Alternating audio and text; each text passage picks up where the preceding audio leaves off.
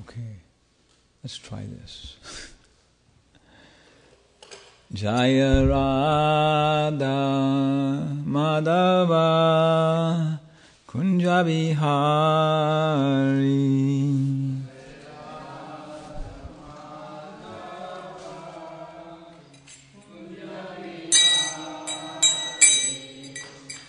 Gopijana Ballabha Girivaradari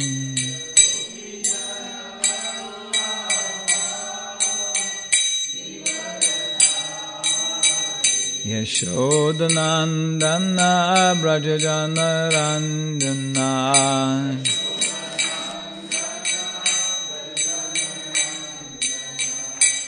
Jamuna Tira Bandachari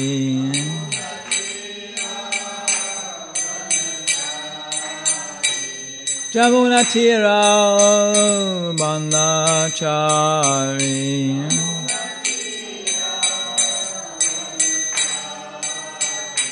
Jaya Radha Madhava Kunja Bihari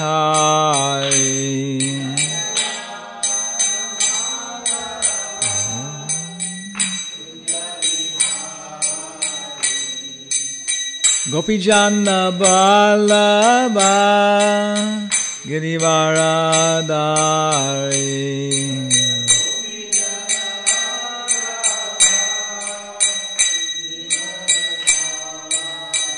Yashodanandana Brajajana Ranjana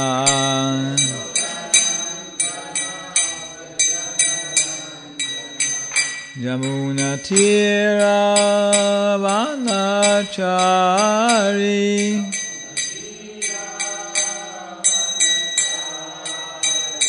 Jaya Radha Madhava Kunja Bihari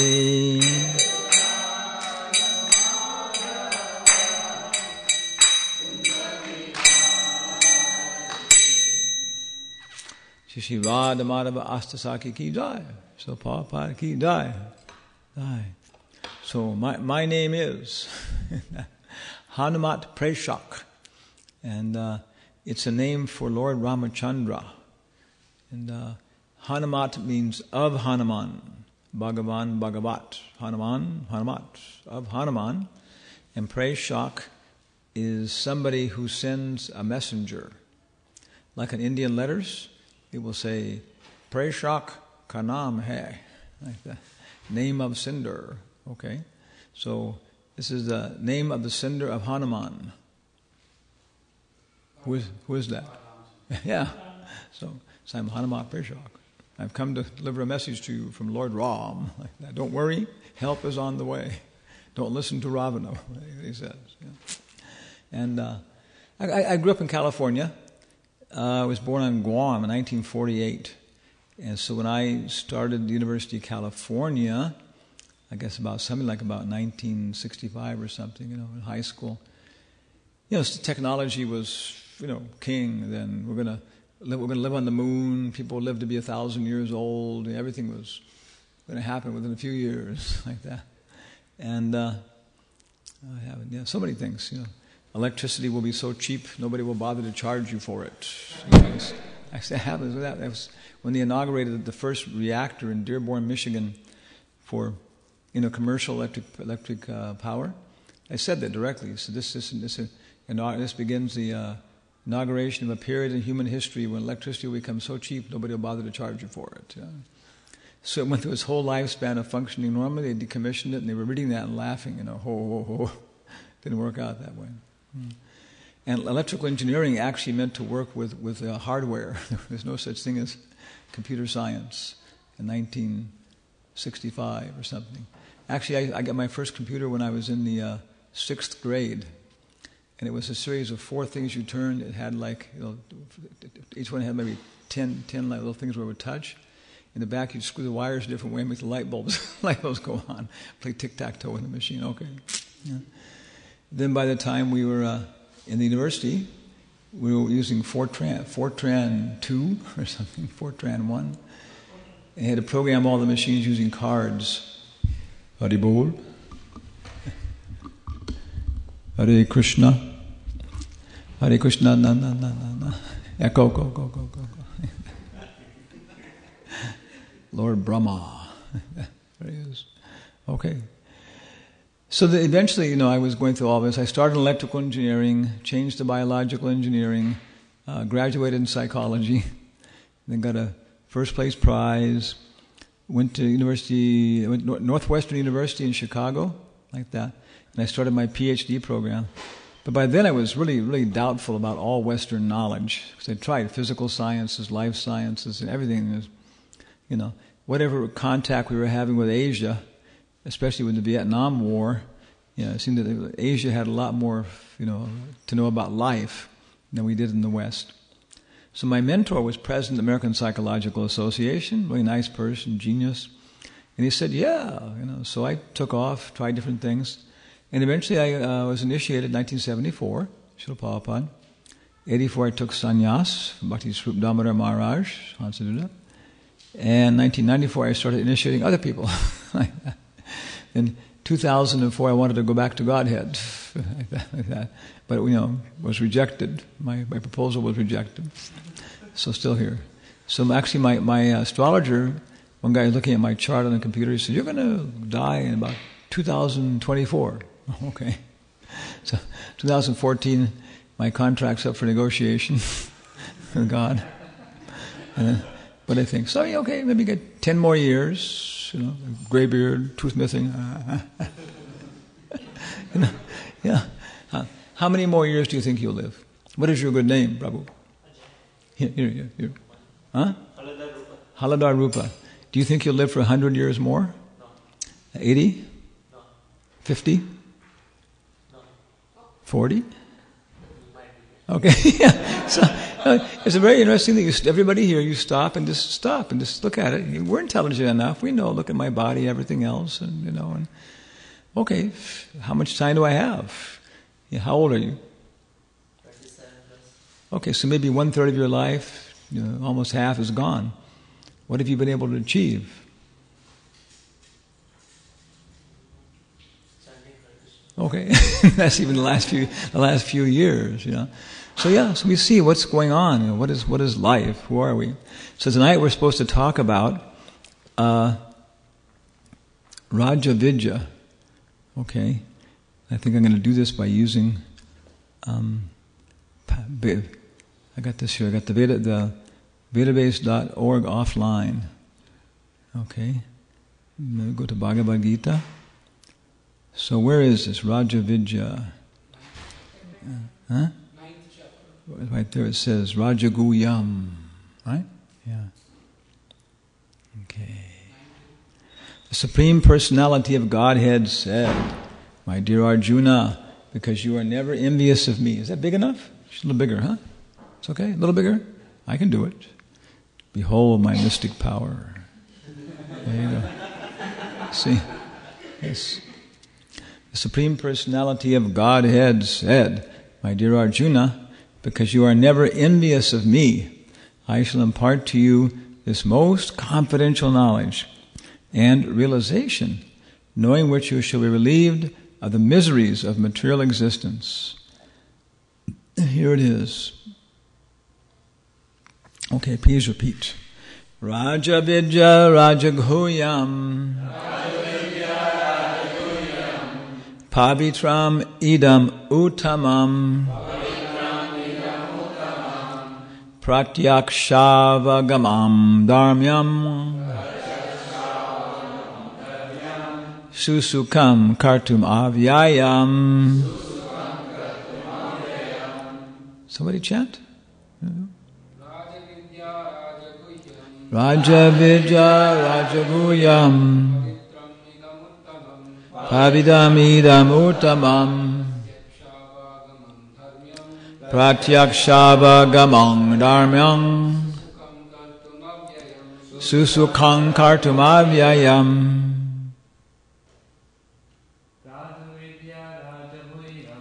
Raja Vidya Rajagoyam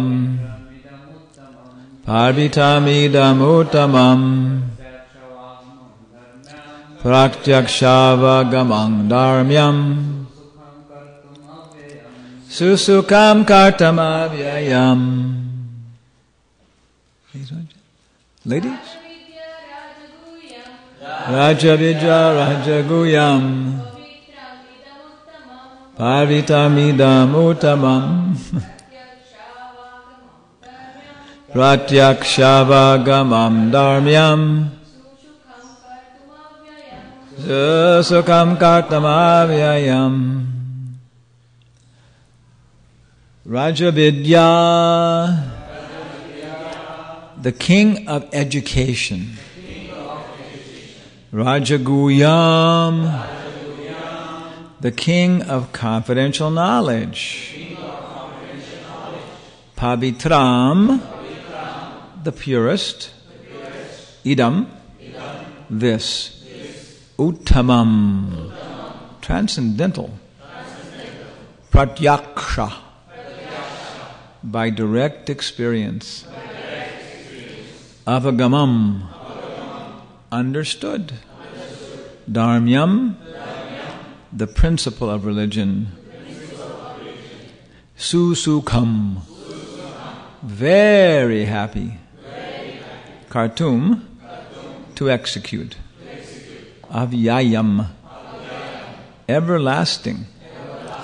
Rajavidya Rajaguyam Pavitam Idam Uttamam Pratyakshavagam Avagamam Dharmyam Susukam Kartum Avyayam. This knowledge is the king of education, the most secret of all secrets.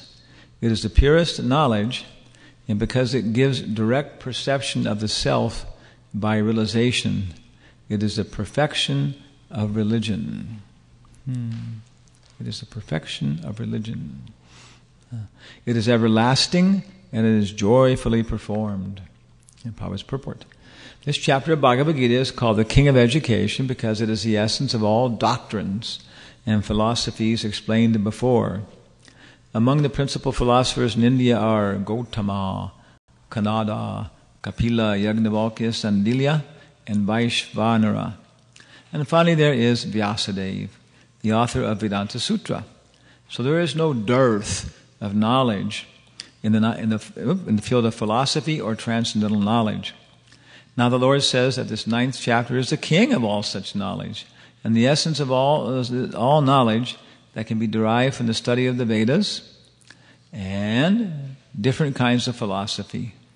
It is the most confidential because confidential or transcendental knowledge involves understanding the difference between the soul and the body. And the king of all confidential knowledge culminates in devotional service. So somebody may have some ordinary knowledge. Okay. But beyond that is to understand we aren't the body. And the Vedas talk about many things. They talk about sacrifices to Indra, to have powerful sex, sacrifices to the horizon, to be fixed in your post, sacrifice to Shiva, to have a good wife, Uma, to have a good husband, like that. Yeah, sun god for health. So many things in the Vedas are mentioned, how to do things, Prabhupada said now we do it by yantra. Before they used to do it by mantra. Now you use machines and so many things like that and hard work, But before people would do hymns, prayers, sacrifices, and everything would go much easier than it is now. Superior technology, right? They say that they built the pyramids in Egypt, in Giza, Khufu, Giza. They say that they were built like in 20 years using slave labor, right? But you can calculate how many blocks there are. The blocks are just about as long as the altar here, that arch, maybe about like this high, maybe 3 times as wide. Each one weighs maybe something like 150 tons, right? Okay.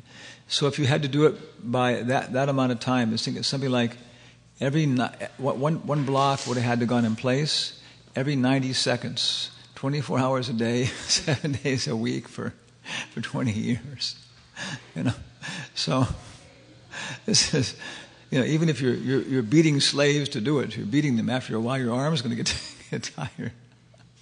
So there are many things in previous cultures which indicate much more advanced technology in different areas than we have.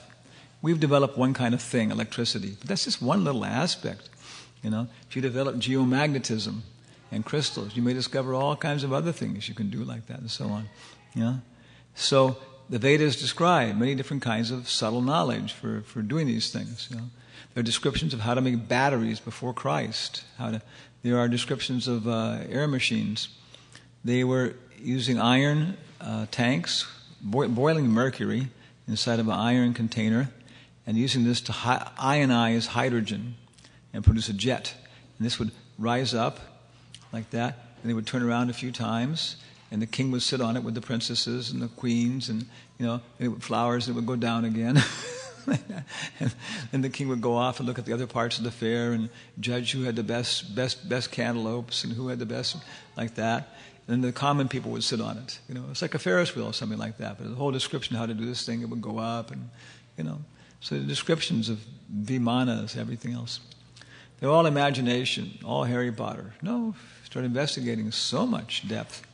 We actually were I was actually chief guest at a conference on science and technology in ancient India, organized by the Department of Ancient Indian History and Culture from Calcutta University. And the person who inaugurated was P.C. Chundar, who was formerly head of the Minister of Education for India. It's a very responsible thing. And many scientists, Indian scientists coming and talking about specific scientific aspects of the Vedas. Because the Indians said, British said, Indians may have something nice in meditation, these things, but there's a very, very fundamental flaw in your culture and philosophy because you never developed technology. And so we've been able to defeat you. And so people lost interest in technology in their culture. But because of Prabhupada passing on like this, the University of Calcutta did this, and engineers and people who had some interest, they were saying, no, I was looking at this and investigating that, and this, so many new things coming out about science and technology in ancient India. And now it goes on more and more. But the thing is, they have better ways of doing it, right? More subtle ways of accomplishing all these things like that. Why do you need weapons if you can make all your enemies just fall asleep? Go and take away all their weapons and take their pants off when they come back to awake. No way like that. No, there's so many subtle ways to do things. So it's all described in the Vedas, but then it's all aimed towards the body in this life, or the body in the next life. You can become a Gandharva, right? I think it describes Gandharva Loka. It says, imagine some man in this world, young, rich in Vedic knowledge, with dozens of beautiful wives who adore him, land to the horizon, numberless cows, Imagine how much he's enjoying life, like that. You take that standard of pleasure and multiply it 1,000 times, and you go up to Gandharva Loka, next higher planetary system. So I wanted to go do that. So the Vedas usually talk about all of these things like that. Heavenly planets, everything else, all over the world. The Quran, the Bible, the Chinese scriptures, Karma Kanda. So more confidential is Jnana Kanda. And Jnana Kanda will reveal to you that we aren't the body, right? The body's changing. Everything else is changing. We see everything because of the mind. Okay, then let's watch the mind. Let's go to the intelligence. What is the Sanskrit word for intelligence? Buddhi. So you all know the person, famous philosopher. What was his name? Buddha. Yeah. And that's what Buddha was preaching, was just get off the mental platform. Watch your mind. Don't just hop into things. So he didn't go beyond Buddhi. But that's the Gyan. And with that you can realize you aren't the body. The body's changing, I go from... And you can actually realize in the transmigration. So that's confidential knowledge. But now it's talking about the most confidential knowledge. And the most confidential knowledge is not knowledge of how to manipulate the world, not knowledge that I'm different than the world, but knowledge that... I'll tell you. that all of us have a relationship with the Paramatma. Right? We're Atma, this is matter, but there's also a Paramatma. Just like we know this body, he knows all the bodies. Just like we can control matter, he can control all the matter. Like that, So the Holy Spirit, Paramatma, Lady Luck, they're gamblers, professional gamblers, right? They live that way. And they can do it. They have this sense of when to play, when not to play. They're in touch with the Paramatma. And they see a lady luck, But if you investigate their lives, for example, somebody knows, okay, if I put all my money, all $700, which is all I have in the world, on the next roll of the dice, I'm going to win. I'll come up with 5,000 like that. But I can't hold anything back. I got to just really show I believe, okay? But I can feel it. Wham! He wins, Okay? But now I know that unless I take this money and divide it right in half, and I go out and get half and give it to people on the street and that kind of stuff, Lady Luck's not going to be pleased with me. It's a very developed, ethics, morality. Maybe a little perverted, but they have a very developed sense of like right and wrong and good and stuff like that, so on. So that's a kind of Paramatma yogi. Paramatma means we can see the hand of God in things, but we don't know what's connected to it. Is it a giant pig? Is it half man, half lion? But yeah, you can see, no, this is somebody's in control here, like that. And I better try and, work with him, So this is Paramatma, and it's a very high level. It's the most confidential knowledge that we have a relationship. Prabhupada's here. Yeah. It is the most confidential because confidential or transcendental knowledge involves understanding the difference between the soul and the body. And the king of all confidential knowledge culminates in devotional service. Yeah. So we can serve the Paramatma. Generally, people are not educated in this confidential knowledge. They are educated in external knowledge. As far as ordinary education is concerned, people are involved with so many departments: politics, sociology, physics, chemistry, mathematics, astronomy, engineering, etc. There are so many departments of knowledge all over the world and many huge universities. But there is, unfortunately, no university or educational institution where the science of the spirit soul is instructed. Yet the soul is the most important part of the body. Without the presence of the soul, the body has no value. Still, people are placing great stress on the bodily necessities of life, not caring for the vital soul. So this is the whole question of what is education. We're asked to talk about this tonight. And this is I was thinking about this is a slideshow we did back on 2012, I guess is when it was. January, February, March, April. April 2012, 20th April. Stumbled my code there. And this was for a symposium in Radhadesh. Do you know where Radhadesh is? ISKCON, Radhadesh? No, we know where it is. Where is it? Which country? Belgium, Germany, or France? Belgium. Yeah. And, Bhagavan Das, Swami Maharaj, he bought several castles in Europe during one phase of ISKCON. So he bought this castle in Le Petit Somme, which is about maybe like 50 minutes from Brussels. And it's out in the Belgium countryside, Belgic countryside. And it's a nice place. Actually, it's a really very artistic-looking place, the castle. Someone told me the first Dracula movies were filmed there. And it's like that. It has, secret stairways and stuff like that, So also then the Bhaktivedanta College is there, where you can get a bachelor's degree. If you want to get a bachelor's degree in theology or a bachelor's degree in education with an emphasis in theology, you can do it there. And it's accepted. You can go on to Oxford for your master's degree or other places like that. It's a fully accredited bachelor's degree in ISKCON now. So they organized last April 2 years ago, 2012, a European seminar symposium on education like that. And about 35 devotees there. There's no more space available. All over the world. And it was so useful that we organized it again this year. And last night it was Bali Mardan's house was talking about some of the results, and very interesting results. There's an estimate, a very practical estimate, that in ISKCON now there are 25,000 school-age children, primary and secondary age children in ISKCON like that. And what to speak if you had like a decent school that wasn't, too secular. Too much towards Hare Krishna. So many people would put their children in that kind of a school. They're like, Montessori schools, Waldorf schools. Many devotees, when there's no like Hare Krishna school available, they'll put their children in Seventh-day Adventist schools, because Seventh-day Adventists are vegetarian. They believe in God.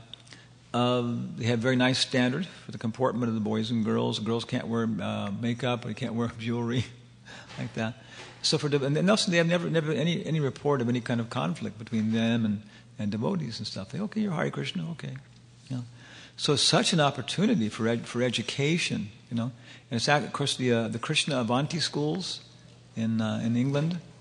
They have a whole primary school, everything else, and the government of England pays for everything. It's a charter school, and they pay for almost everything.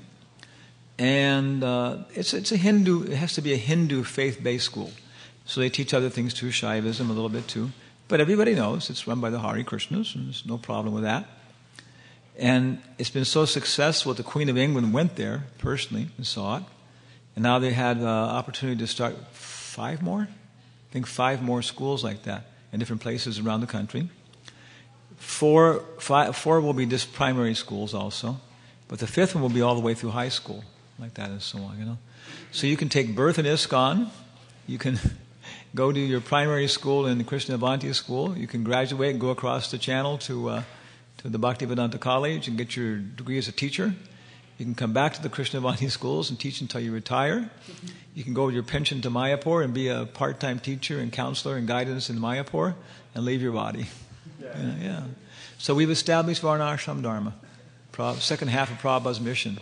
The first thing is actually there. You can be you can live a Brahminical life and never leave ISKCON from cradle to grave like that. So you're probably very proud of us like that. Very good. But you took long enough to do it. Okay. Yes, Prabhupada. The Buddhists took a lot longer with Nalanda and everything else like that, But education, very big part of any movement, very important part, essential, maybe the most important part, so on. So last night we discussed this a lot last night. And tonight we're going to talk about more like actually maybe what is the goal of education, like that. What are we trying to do? So this was we were asked 2 years ago to be one of 3 people presenting a philosophy of education. So I did mine. This is called A Philosophy of Education, Primary Principles. And right here, by the mercy of, what's his name? Charles Towns. Have a laser, okay. Who's that? Yeah. And who are these? Huh? This is demoniac classmates like that. Yeah. Everybody can see. Okay, we can move this a little bit. I think it's okay. Okay, it's okay. I think everybody can see. Yeah. Okay. So when is he teaching? Every morning. You know the story. When was he teaching his demoniac friends? What time? An hour. Yeah. When? When the actual teachers were away, like during recess. Yeah, when they had lunch during the lunch break. During lunch break. So everybody can do that. Whenever, wherever your people are on lunch break, you can call them together. Hey guys, come here. Like that. I want to tell you something. Contents. What is education? Education in Varna Ashram Dharma. Becoming educated how to help Lord Chaitanya in his teaching. Shravanadi Shuddhe Chitte Karya Udaya. How to reawaken our relationship with Vishnu. So we start off here, because when you meet somebody for Sankirtan, what do? The first thing you want to know who they are, how, what's you go on, where you're from, how. You got to know them, So let's start with the modern world. This is the Britannica. What is education? The idea from the Britannica, which is pretty common. Harvey Siegel, professor, Department of Philosophy, University of Miami. The Western philosophical tradition began in ancient Greece, and philosophy of education began with it. The introduction by Socrates of the Socratic method of questioning, see dialectic, began a tradition in which reasoning and the search for reasons that might justify beliefs, judgments, and actions was and remains fundamental. Such questioning in turn eventually gave rise to the view that education should encourage in all students and persons, to the greatest extent possible, the pursuit of the life of reason. Yeah. And we have some great educators. Pavlov, who used to teach dogs. Piaget, who used to teach children. Rousseau used to teach divine savages, right? Like that. And Jane Addams, you know her? The Hull Houses in Chicago. She was teaching like really underprivileged kids and stuff like that. So everybody had a different philosophy. This view of the central place of reason in education has been shared by most of the major figures in the history of philosophy of education, despite the otherwise substantial differences in their other philosophical views. So who are we? Everything else. But the main goal, everybody decided the goal was to develop this ability to reason like that. Yeah. The theater's idea. Okay, back up here. Yeah. So in our perspective, this is jnana, right? Jnana. Karma means you just do something. You learn how to do something like that without any kind of reason or thought.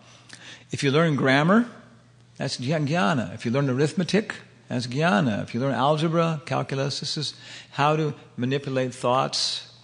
Not just a collection of information.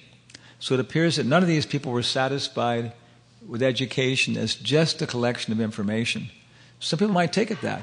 A person is educated if he has collected certain information. No, beyond that, people should learn algebra. They should learn, arithmetic. Everybody in America should learn basic grammar and basic arithmetic, right?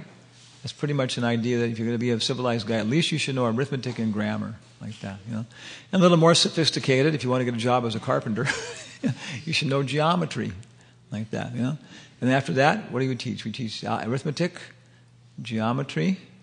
What do you learn next? Huh?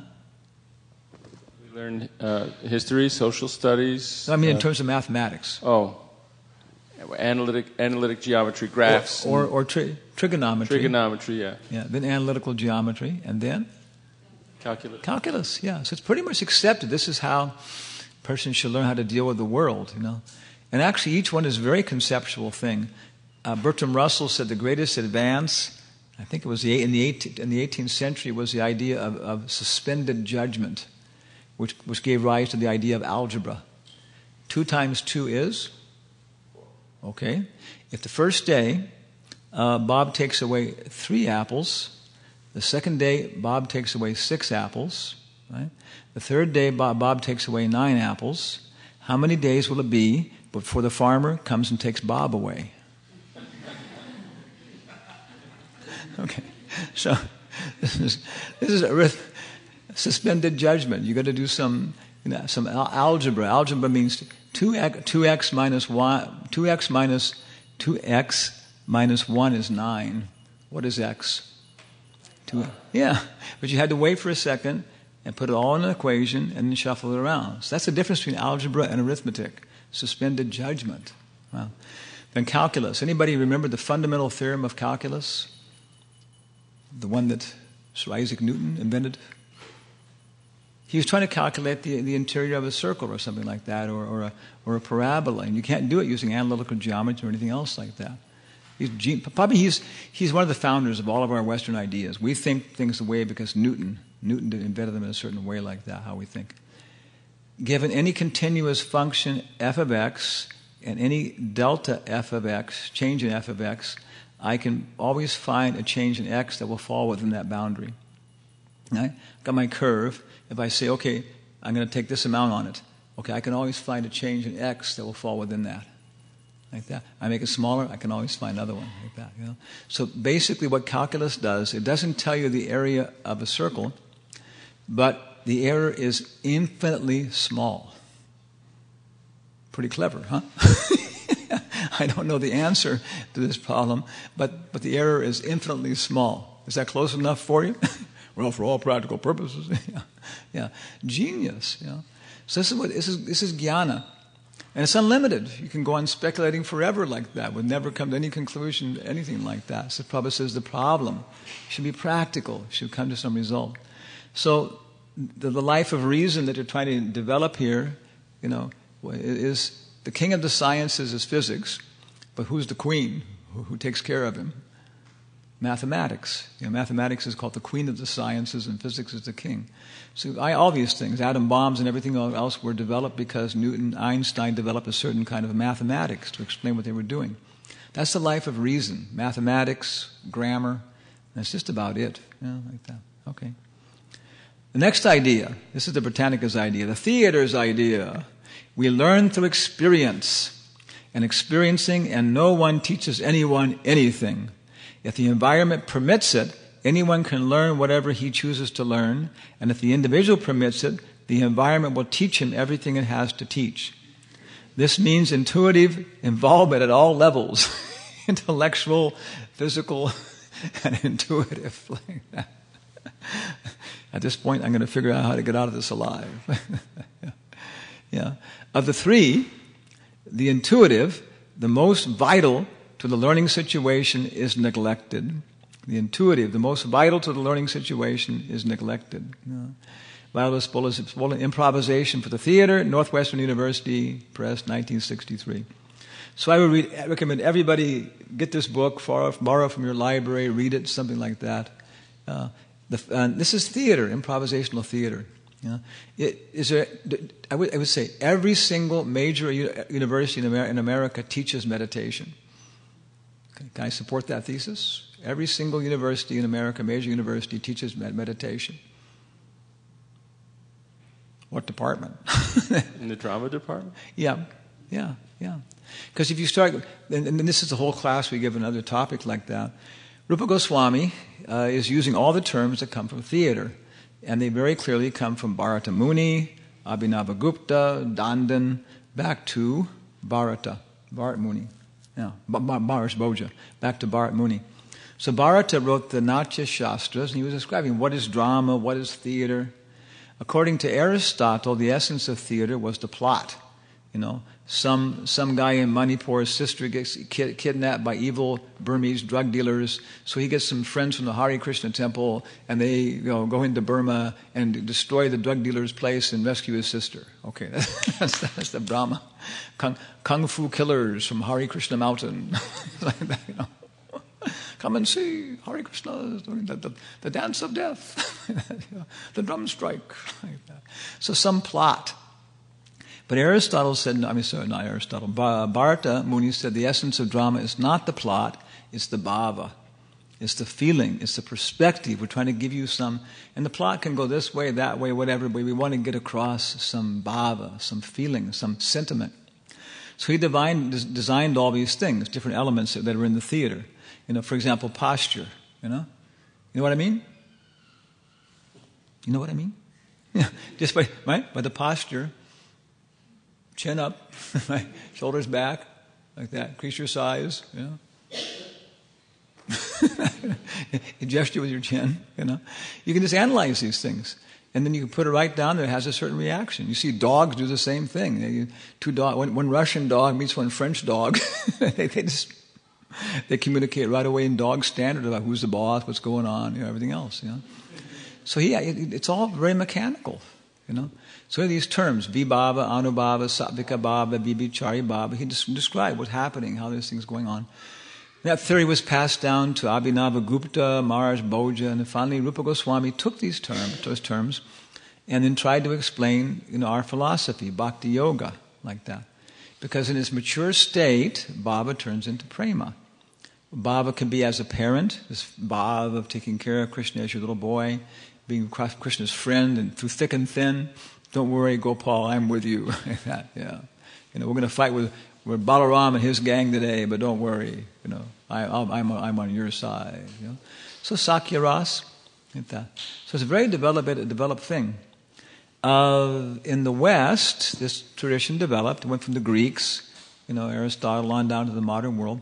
Then there was a fellow named Konstantin Stanislavski.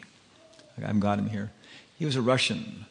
And he then tried to put this all into a way to communicate it, everything else. And all the movies, all the television, everything we see now is based upon his theory of how to communicate these things, how to train actors, how to do these things.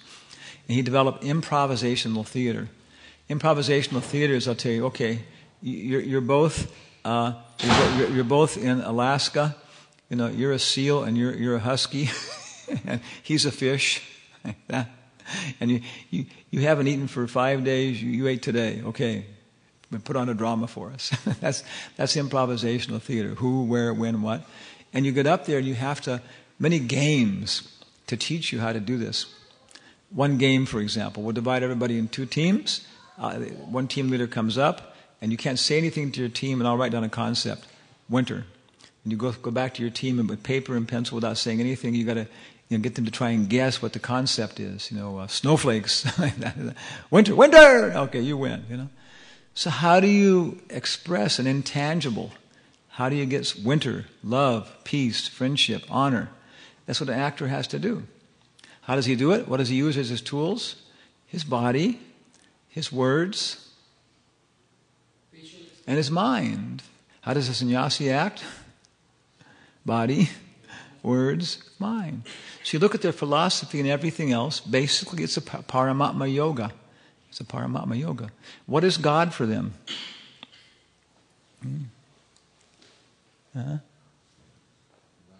Yeah, which we call Virat Rup, like that. So she's talking about the environment, everything else, and what is her relationship with the environment. It's very interesting. So with our philosophy, if you got our philosophy, you can judge everybody else's philosophy quite precisely. Some philosophies are complete bunk. It's ridiculous. Other ones work. So improvisational theater community actually works, and they can connect up with people. Right? I'm going to connect up with you now. Okay. I'm going to look at you. My God, he's looking at me. Yeah. In a drama, you do a drama here, Janmashtami drama, and King Kamsa says, oh, give me your baby, Devaki, I will kill him. Okay. And Devaki says, no, I won't give it to you. Then Kamsa says, I will take it then. Okay, okay. Then Kamsa kills the baby. Okay, So you tell the actress who's playing Devaki, hold on to that baby. I know you're supposed to give it to him in the drama, but you make him work. Make this other actor work like that. And so everybody can see that this guy's working, and the actress who's playing Devaki is trying to hang on to the baby and stuff like that. Then it becomes a real, the audience can feel the bhava, right? Yeah. Can the actress also feel it? The actress who's playing the part of Devaki, can she also feel that maternal affection? Abhinavagupta says no. Bhoja says yes. Abhinavagupta says because the actress is too much involved with the actual thing of producing the experience in the audience. And she can't turn her back to the audience. She has to keep, it's very interesting. You start getting, because our yoga is Gandharva Veda. It's realizing Krishna by singing, dancing. So many techniques that they use in improvisation theater, you see we use exactly the same techniques. But they know what they're doing. There's no loss. It's very nice in seeing how that works together. Really, before I became a devotee, this was the highest philosophy I came across. Because you really get in touch with the environment, or the super soul, whatever you call it. And you can do all kinds of amazing things that, ordinary person who's on the level of jnana can't do. A jnani has to take it step by step. A Paramatma yogi can say, hey, it's just like that, Yeah, sannyasi. It's okay. It's education. What is education? To know things? No. To know systems? Thought? Reason? Higher than that. To be an intuitive person. Right? Jitatmana prasantasya paramatma samahita. When you actually conquered the mind, like that, any yoga process, our process or any yoga process, you'll come to the Paramatma. And what is the Paramatma? What is the Paramatma? Our perspective? One verse here. You're all great philosophers. Yeah. Upadrashtanumantacha bharta bhokta maheshwara paramatmeti chapyukto dehesmin purushakpara. Translation. The Paramatma exists as the overseer and permitter, and Bharta, the sustainer, friend, husband, I don't know, husband, friend, something. Yeah. The enjoyer, Bharta, Bhokta, Maheshwara, the great Lord, the great controller. Gopi Bharatu Parakamala, or husband, master, enjoyer. Yeah. Yeah, or Bharta means sustainer, I think, someone who. Yeah. And Paramatmeti Chapyukto. With Dehesmin Purushakpara, he's the higher Purusha within the body. Okay. So there's one Purusha in the body who's trying to be the enjoyer, pretending to be the enjoyer, but then there's the real enjoyer who's within everybody's body. Premanjana, The Paramatma is one who is the creator and also a destroyer and also that one who saves us from everything. Yeah. Bhagavad Gita, chapter 7, you should know him as the oldest, the creator, the maintainer, like that. But then, Premanjana Charita Bhakti Vilochanena Santa Sadaiva Hridayeshu Balokayanti Yam Shama Sundaram Chintaguna Svarupam Govinda Mari Parusham Tamaham Bhajami. Yeah. Devotee then can see the Paramatma is an expansion of Mahavishnu, like that. Just like I have my body here, okay? I have two separate things, right? Two separate things. This is separate. The arm is separate from this. No, underneath. So the Mahavishnu, who always exists, creates the universe. He expands himself as Kshirodakshay Vishnu, enters into each universe. Garbhodakshay Vishnu, Kshirodakshay Vishnu. And when there's no universe, there's no Paramatma. No Garbhodakshay Vishnu. They just come back into Kshirodakshay Vishnu. So he's not an energy, he's an expansion. It's a very subtle difference like that between Garbhodakshay Vishnu and Paramatma. Kapila says, I keep myself inside as the Paramatma. People who look internally, they can see these things, what's happening, guidance, conscience, comfort. And those who look externally, they see the time factor, like that, controlling everything. What is time? Big question. Yeah. Time is the external manifestation of the Paramatma. So if you hear two girls asking each other, what do you do to kill time? Ooh. Yeah. That's their relationship with the Paramatma. Yeah. And so you see that a sannyasi who's supposed to be in touch with time should have a very good sense of timing. An actor should have a very good sense of timing. That's the difference between like a big $1 million, $18 million movie and a $600 community drama. The $600 community drama can grab you 20 times more because the actors, in a sense, have a sense of when to stop the laughter, when to cut in. They have a sense of they can change it. Today the audience is really in a good mood; they want to laugh, so that it's a live interaction like that, and you've got to sense that. To do theater properly, you got to have a very good sense of timing and so on. This is the Paramatma, right? So it's a lot of work to understand Brahman, Paramatma, Bhagavan. In some ways it's difficult for devotees because we understand Krishna, God, He's controlling everything. But somebody who understands the Paramatma by itself doesn't understand Krishna. He doesn't know there's a person exactly. He's confused, like that. Maybe Krishna is a temporary manifestation. Krishna is the Hindu love god. For those who are too much attached to these things, romance, okay, then Shriman Vishnu incarnates as the Hindu love god, And Krishna was a very realized soul, but then he had a little problem with the gopis and he lost his realization. One Sikh guy told me that. Yes, Krishna was avatar, but he had this problem with the gopis, and kind of lost his Brahman for a while. Had to go back into the Brahman to pick it up again, like that, yeah. So we're going ahead here. We got to Paramatma at this point. So that's what... Very high level, very nice study. So we've had jnana and dhyana so far. Yeah? An Oriental view. Let us now look at the Bhaktivedanta library of Srila A.C. Bhaktivedanta Swami. Where is the Bhaktivedanta library? Behind me, right? Behind the curtain. Take away the curtain. Okay. Bhaktivedanta library, so Prabhupada says, Srila Goswami has given many other books, such as Bhakti Rasamrita Sindhu, Vidagdha Madhava and Lalita Madhava, but Upadeshamrita constitutes first instructions for neophyte devotees. That's from the preface. Okay, Upadeshamrita. Upadeshamrita, Prabhupada says, 1. Sri Chaitanya Mahaprabhu appeared in order to bestow upon human society the benediction of the science of Krishna. To understand the mission of Lord Chaitanya Mahaprabhu and follow in his footsteps, one must very seriously follow in the footsteps of the 6 Goswamis. Anirupa, Sanatana, Bhatta Raghunath, Srijiva, Gopal Bhatta, and Dasa Raghunath. From the preface. Okay. So Lord Chaitanya came to give us what? Halaba? What else? Huh?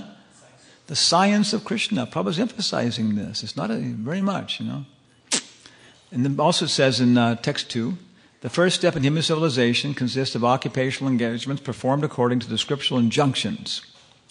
Okay? The higher intelligence of human beings should be trained to understand basic dharma. In human civilization, there are various religious concepts characterized as Hindu, Christian, Hebrew, Mohammedan, Buddhist, and so on. For without religion, human society is no better than animal society. So far we have helping Lord Chaitanya spread the science of Krishna consciousness, teaching people in basic principles of human dharma, varnashram dharma. And finally, in text 8, Srila Bhaktisiddhanta Saraswati Thakur has commented as follows on this verse, text 8. One who has not yet developed interest in Krishna consciousness should give up all material motives and train his mind by following the progressive regulative principles, namely chanting, remembering Krishna, name, form, qualities, pastimes, and so forth. In this way, after developing a taste for such things, one should try to live in Vrindavan and pass his time constantly remembering Krishna's name, fame, pastimes, and qualities under the direction and protection of an expert devotee. This is the sum and substance of all instruction regarding the cultivation of devotional service. So this is real education. Yet what we're doing right now is jnana. Right? It's jnana, but it's for Krishna. We're not just trying to speculate and show off and defeat somebody else. We're trying to understand what is education, who are we, what is the goal, am I actually accomplishing it or not? What are the standards? What are the levels? How much more time do I have before the final examination is ready? Like that, you know? So, but then okay, and this, we understand then there's a process for reawakening the soul. You've got to become intuitive. You've got to read the books, not just as a matter of principle, of like, we call it formality, but you've got to understand Prabhupada's books and have a feeling for them and what Prabhupada is trying to tell you to do. What will that take you to? That'll take you to the point of being able to start to cultivate these feelings, these sentiments, wake them up. Karade Udaya. And then you can actually then stay with Krishna. Because Krishna is Rasaraj. He's always enjoying these things, playing these things. He wants everybody to join the game, to join the symphony. Once you get in Krishna's traveling Sankirtan party, everything is finished. All the bad problems and everything else around you, they just don't worry. I belong to the circus. Okay. Don't mess with me. Like that. I belong to U.S. Army. Okay, right? Okay, yes, sir. No. Kill your badge like that, Hey, pull over, buddy. I'm on a mission right now, FBI. Okay, see you later, Go ahead. So 3 things. Everyone should be educated in basic Varna Ashram Dharma. That was the second one, actually. Okay. We should learn how to help Lord Chaitanya in his teaching work. Yeah? And we should wake up our own unique relationship with Radha Krishna. Yes. Education in Varna Ashram Dharma. Here he is, the greedy merchant. Okay. I got that there? Yeah. This is from Light of the Bhagavat. It says that the merchant, he becomes very unhappy. His face becomes very gloomy when there's a good rainfall because the agriculturalists don't have to take loans, because they know they'll be able to make sufficient grains like that and so on. So you can see his counselors are telling him, don't worry, sir. The next year you'll get your money from these fools. Keep us on your payroll. Like that. So this is Varna Ashram. How to distribute wealth. How many Varnas are there? Okay, what are they?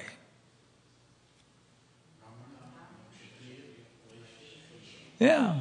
And this is all over the world. It's like the law of gravity. You have the law of gravity in California? You have it here? Okay, we have it in Texas. Yeah. Yeah. So you're going to have Brahmanas, Kshatriyas, Vaishyas, and Shudras here? What are you? Brahmana, Kshatriya, Vaishya, or Shudra? Ooh, my God. Huh? Why? I don't have the qualities of Brahmana, Kshatriya. Yeah. I would say software engineering is kind of like Brahminical Shudra. Yeah. Yeah. Yeah? Yeah. Now you learn some facts. You learn some techniques, right? And you become very good at what you know, like that. But Prabhupada says Nanda Maharaj, he's a Vaishya. He said Nanda Maharaj could not read or write. He would hire some educated fool to do it for him. Like that. So it's Vaishya.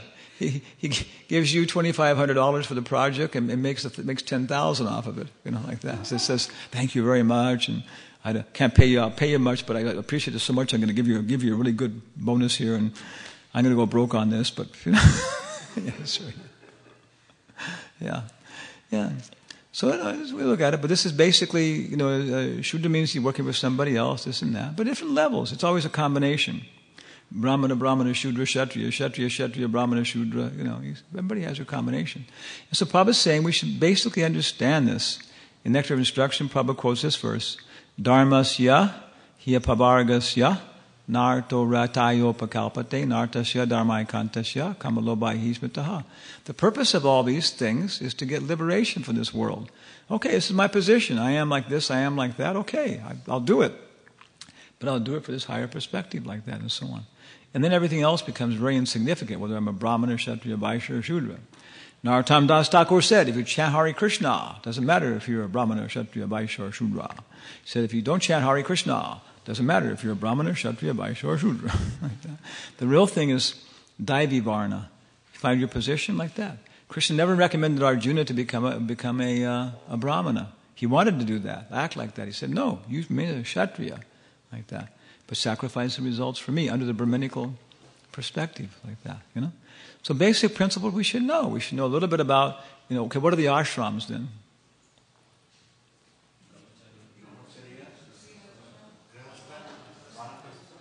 What are you? Okay.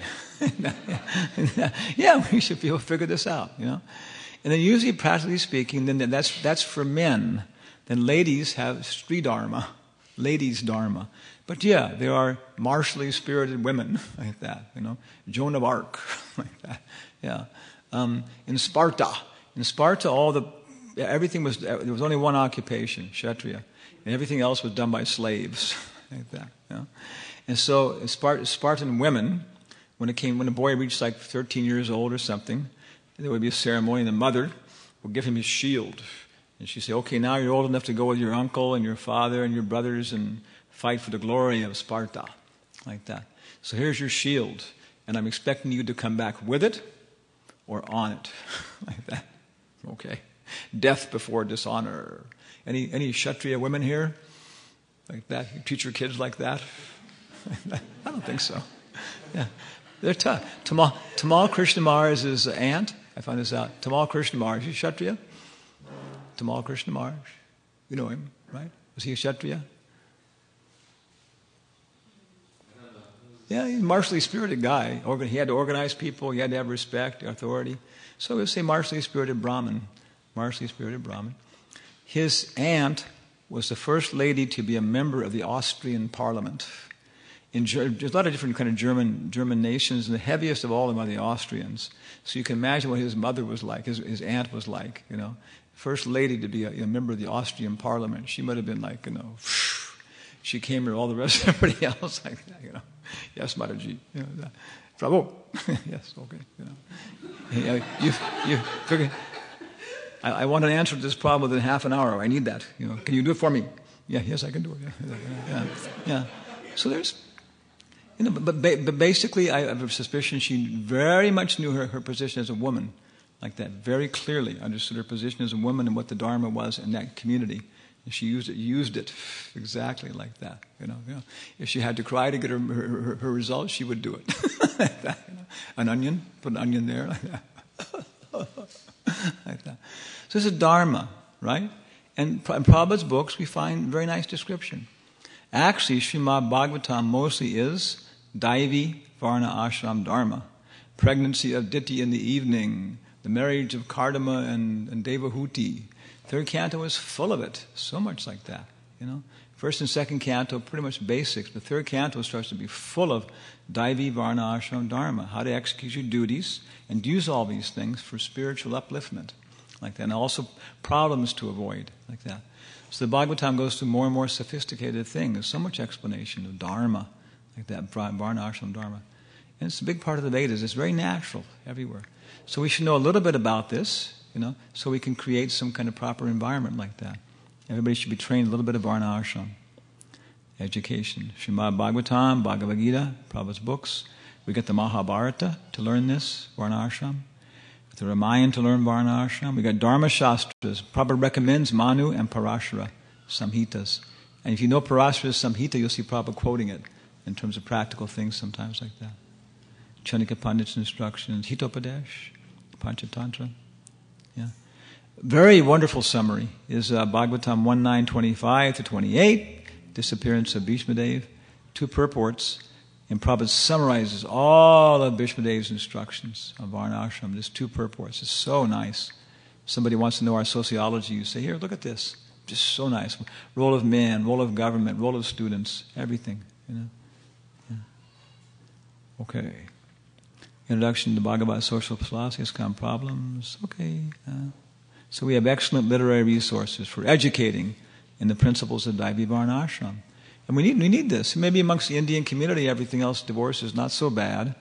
But other parts of ISKCON, Western devotees and other places, 70% of all first marriages end in divorce in America. Prabhupada says it's going to become a memory. And that's probably on the decline. And they have no instruction. In Canada, there's the Grihastha Vision team, and there's professional devotees, and they're starting to help. And there's so many very simple things you can do to help tremendously, So this is something we should educate people. Our own community will become strong.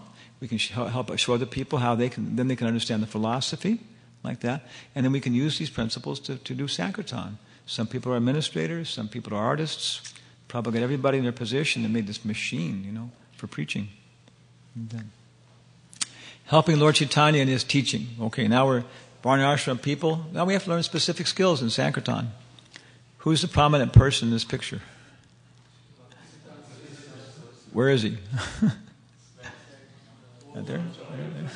There? 1, 2, 3, 4. Very tall, no? Yeah. One of his famous sannyasi, I forgot how they were.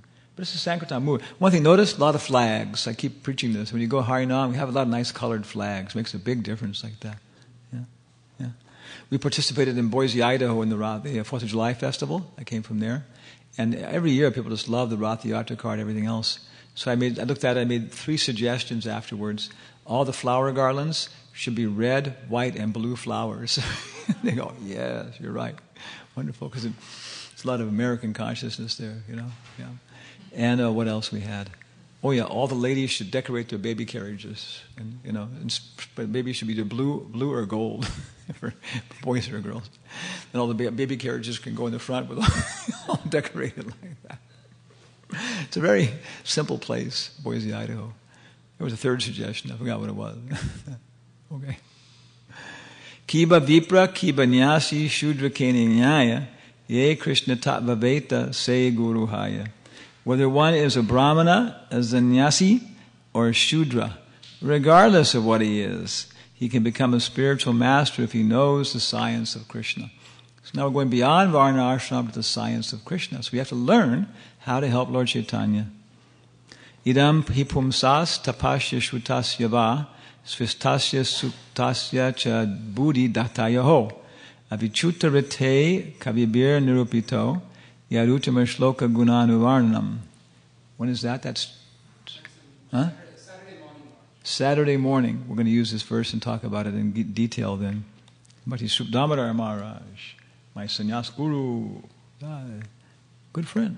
Yeah. Okay, there we go. I'm sorry we made one small mistake. Yeah. So I guess I'm able to talk about it now. Like that. But basically we have to learn, and here's dance, art, music, this is Manipur, and all these things can be used in Krishna's service like that, for Sankirtan purposes. But how to do it? This is dance. There's so many dancers in the world, but Manipur, it's all for Krishna like that.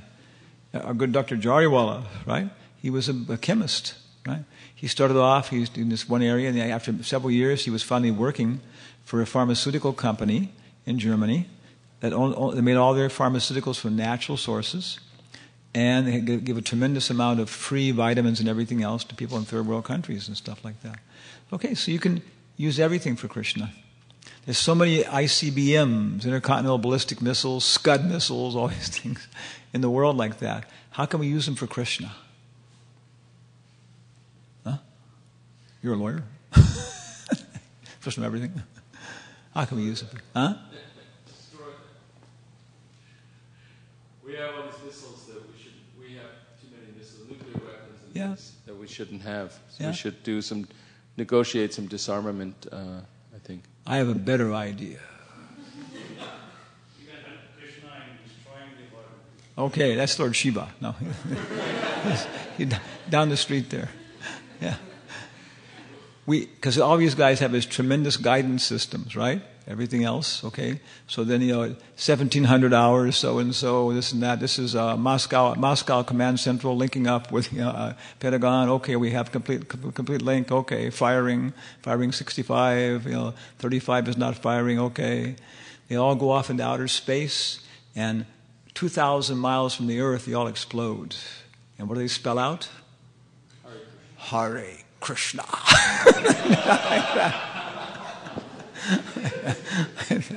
Or peace on earth. Yeah. Biggest fireworks show on earth. You can see it from the guys with the horns can see it from Alpha Centauri like that. Okay. Then we got to figure out how to get rid of the radiation. I guess maybe it'll disappear like that. But it's a fact. Krishna is all good, and therefore everything is good.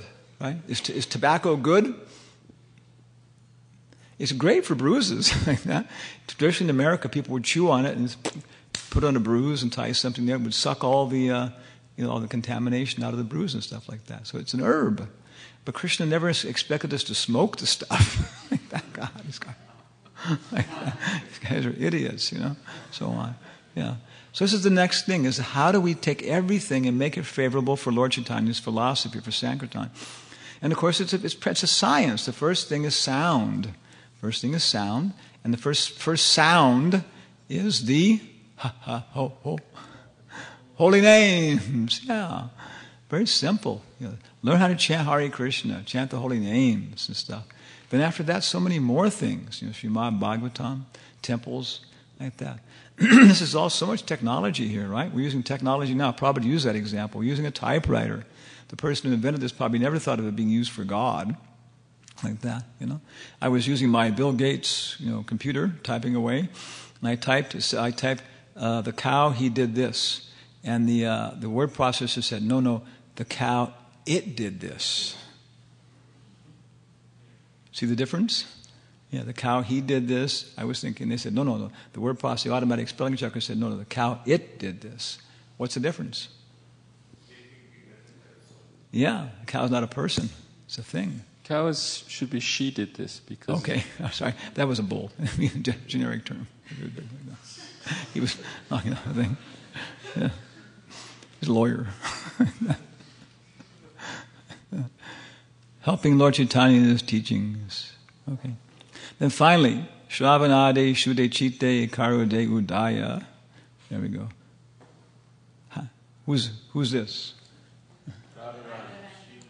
Who's this? Uddhava. Gopis? Yeah. And you see somebody there? Yeah. This is the Brahmara Gita. When Radharani was talking to a bumblebee and she thought it was Krishna. I mean, maybe it was Krishna even like that. Okay. So we're trying to wake up, help Lord Chaitanya, and also in this waking up the consciousness of the jiva souls. It's a big thing in education because children go to our school, first grade, second grade, third grade. Okay, then we kind of lose the image. Well, they should learn arithmetic, this and stuff, and they should learn Varna Ashram, this shit like that. But then, okay, how do you teach? How do you teach, prema? Can you teach prema? Was Socrates trying to teach anybody? That was Socrates' ideas. Sit still while I instill. That's one educational theory. Sit still while I instill. Like that. I'm going to teach you. Like that. That was Socrates' idea. Am I using Socrates' technique now? Yes.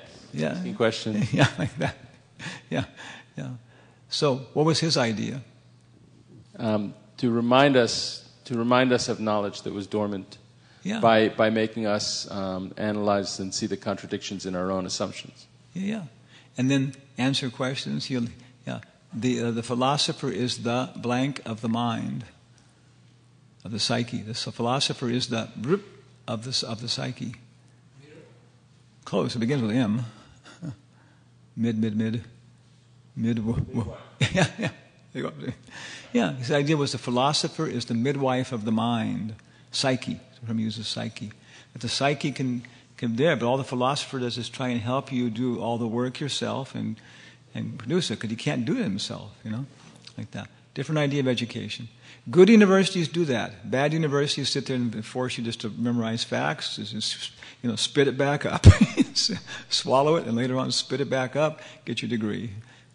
But more expensive universities, they try to teach you how to think, the life of reason, and then intuition. Still, it's not in the focus. You've got to go to the drama department. I had to look for it. That's what I did. Started electrical engineering, into biological engineering, graduated in psychology. I was already starting to go into improvisational theater because I saw this is superior technology and stuff like that. Yeah? Yeah. Okay, so then how do we do the next one then? Jnana, and then bhakti. It's a whole science, bhakti yoga. What are the different levels in our school? The school of bhakti yoga. We've got different levels in the bhakti yoga school. Kindergarten, first grade, second grade. I'll tell you the first level is called a little bit of preliminary faith that there is a God. Maybe there is a God. What's that in Sanskrit? Huh? Yeah. Ado Shraddha. What's the next level in our school? Sadhu Sangha. What does that mean? Associating with devotees. Yeah, and especially with an acharya. Like Prabhupada. We're coming here to get Prabhupada's association. His followers. Sadhu Sangha. Okay, what's third grade? Yeah, some people get stuck in second grade for a long time. Keep repeating it. Go to the Sunday feast for a long time. Smoke marijuana, come and chant and dance like madmen, eat good food. I know people like that. 20 years they've been doing it. And afterwards they clean up the whole temple. So in Denver, a guy told me, he said, yeah, we got a crew here. We all get together to smoke marijuana before we come to Sunday feast. We chant, dance, eat prasadam, and we clean everything up like that. 20 years. Adho Sada, Sadhu Sangha. Yeah, and then? Bhajana Kriya. What is that? What happens in Bhajana Kriya? What's the symptom? You get initiated. You take it the work, the formal work. It's just, you're going to school, you're hearing classes. At some point you decide, hey, I want to become a registered formal student now. I want to start doing this scientifically. I don't want a little bit here, a little bit there. I want to learn this the way can you teach it to me systematically? Yeah, we can. Okay. Bhajana Kriya. Second initiation, really. Bhajana Kriya. Anartha Nivritti. What does that mean? Getting rid of unwanted things. Name some unwanted things that you got rid of last year.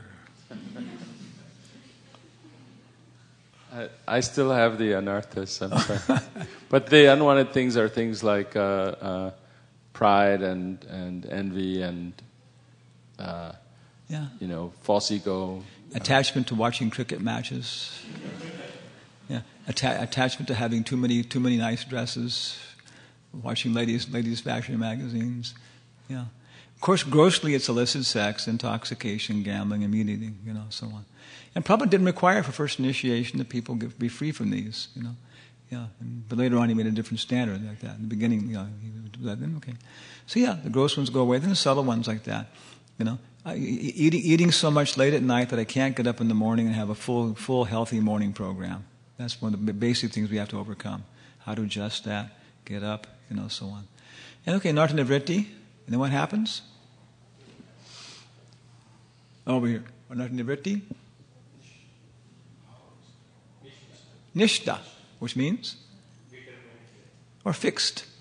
Then you're always up for Mangala Artik. You're always chanting your rounds. Every day you're studying Prabhupada's books, and every day you're doing your Sankirtan. You're improving it. Nishta. And as a result of that, you get a ruchi, taste. Yeah. But this is spiritual life. This is not freedom from distress. This is actually a taste, a positive taste of what it is. Bhaktivinoda Thakur says, don't trust Bhaktivinoda Thakur anymore, because he's had a taste, for what Rupa and Sanatana were tasting, and he'll do anything to get that now. Anything. He is a saktis. He become addicted. Once you got that taste, forget it. You'll sell your grandmother to the devil if you have to do it to get it. It's just like, he said, nobody trusts Bhaktivinoda Thakur anymore. Warning. Whatever it takes to get what Rupa and Sanatana were tasting, I'll do it. Like that. At that point, of course, there's almost no material life. Asaktis, you're attached, and then? Yeah, you're in the spiritual world, basically. It's like I got a seed. What is it? I don't know. We should plant it. Okay. Sunlight. It grows sapling, leaves, branches, flowers. I don't know what it is, Adoshada sadhu sangha bhajna krina bhava. Oh, it's a peach. A little green peach, but it's a peach. Like that. This is bhava. You know your eternal transcendental relationship with Krishna. Yeah, but it's just not ripe. But it's there. Everything is there. Maya can't touch you at that point. It's very clear. What is Maya? What is me? What is Krishna? It's the immature stage of prema. So that level of bhava is a whole different kind of yoga that you've got to do to bring this from the level of bhava to prema, like that. You know? So a teacher, can this be done in a classroom situation? Are there any, in our history, are any examples of classroom situations where the student learned in the classroom? Well, Parikshit Maharaj was sitting there learning from Shukadev Goswami. More?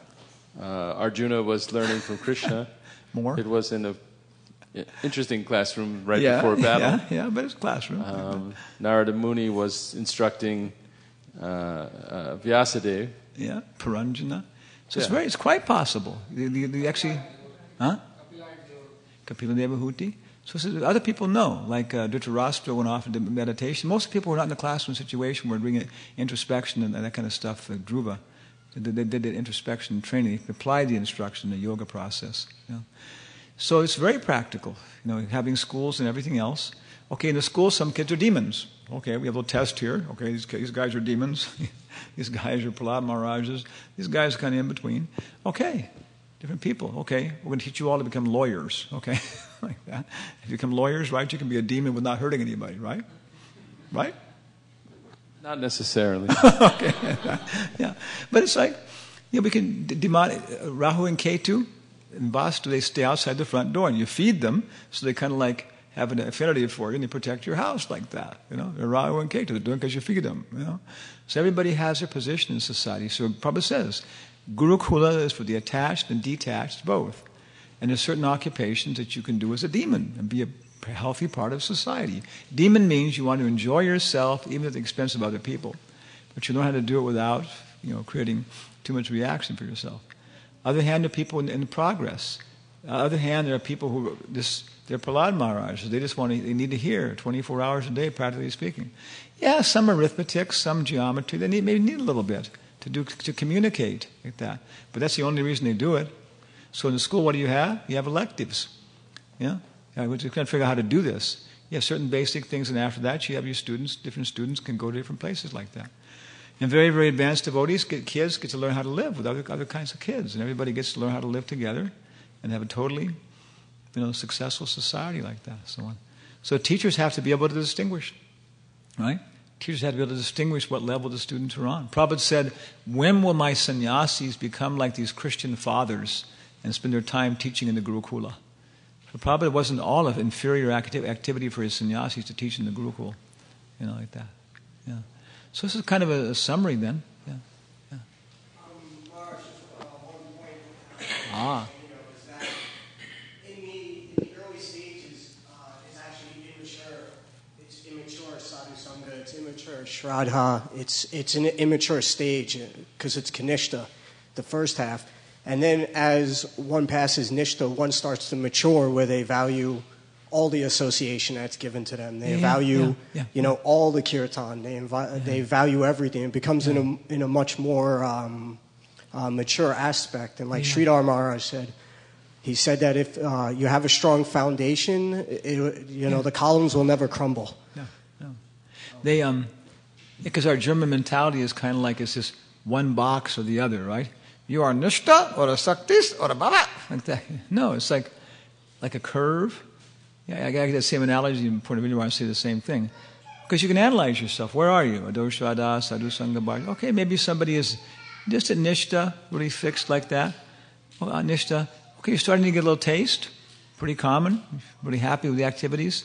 And some very rare times you have doubts. You're shraddha. Very rare. Some very rare times you have an experience of pure love of God. Like that. So it's like that, you know. Prabhupada says everything is shraddha. You know, but because it's focusing on different levels, it's given different names. Actually, Nartana-vritti doesn't completely happen until bhava. If I take some gold and wash it off like that, hey, it's gold, like that, you know, yeah. But still there's some oxide in there, some iron.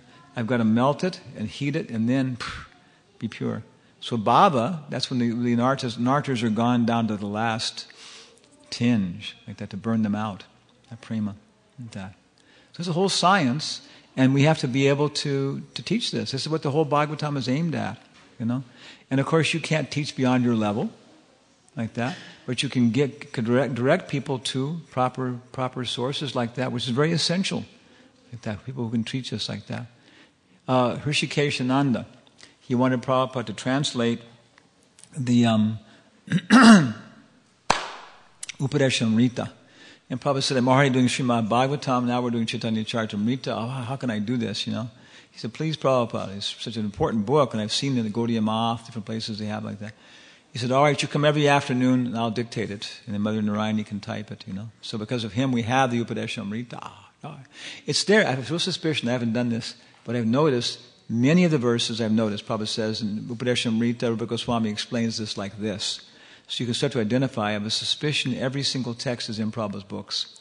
It's a nice project, right? To find all the Upadeshamrita texts, that it's there, you know. Because Bhaktisiddhanta said you can't advance without it. It's there. But we have it all in one little book like that. So also Hrishikeshananda said, Prabhupada, I've heard about Siddha Pranali initiation. And he apparently was taking care of himself well, and Prabhupada wasn't disturbed. He was visiting Gaudiya Mas and like this kind of stuff. Prabhupada, I've heard about Siddha Pranali initiation, where the Guru tells you, you are a gopi, your name is Labangalatika, you wear red saris, you play with a ball. Oh yes, meditate on this, you know. And I wanted to take that kind of initiation, you know. And Prabhupada said, when you are ready, I will give it to you. And he said, but Prabhupada, what if you're not here when I'm ready? And Prabhupada said, when you're ready, I will give it to you whether I'm here or not. Oh, yeah. You have to have Uttamaddha Guru. If you're looking for an Uttamaddha Guru to achieve Uttamaddha goals, you're beyond Paramatma Baba. You're beyond a sannyasi. You can see your Guru dealing with you and the things that happen in the world around you and stuff like that. So that's a level. A teacher in the school, they can see the student's level, they can understand their level, and they can direct them to good association with our society. And ultimately, as far as I understand, exactly what happened with Vishwanath Chakravarti. All the previous acharyas realized he was Uttamadhikari. There were 3 generations of them who weren't on this level, and they directed to Narottam Das. And so they, by the blessings of his 3 generations, he went directly to Narottam Das, and Narottam accepted him, and trained him in his transcendental way. So it doesn't have to be an acharya in every generation, a sampradaya acharya. So you can go, Prabhupada, maybe, 2-3 generations or something for it. Then also Prabhupada's book, it's like he's not writing for us only either. He's writing, and he's writing for the next acharya and so on. Because there's so many things, you read them, it's like you understand Prabhupada knows what he's talking about, but I can't quite understand what Prabhupada's talking about here. Oh, now I can. After 7 years, I can understand. Now it's clear. But still, other things, many things. Somebody greater than me, Aspoklarthustra. Komaret yacharet pragno dharmam bhagavatamiha durlabam manusham janma tadapya durlabam artadam. Yeah, we should, from the very tender age, we have to develop this spiritual knowledge to realize our relationship with Vishnu. Next text. Therefore, the educational system and human form of life should be so perfect that one will understand his intimate relationship with God. Every living entity has an intimate relationship with God. One should therefore glorify the Lord in adoration of Shantadasya Sakya Vatsalya or Madhurya Ras. Yeah. So that's the whole perfection of any educational system. And there's so much opportunity this kind is developing. But we can't forget the goal. You should learn some Varnashram. We should learn how to practically work in Lord Chaitanya's movement. And then also we should not forget the whole purpose is to wake up our internal aspect. You can be the biggest book distributor in the world and never understand what your relationship with Krishna is. Like that. There we go. Okay. Okay. And of course this is all described in the different. It's described in different ways. These different levels are described.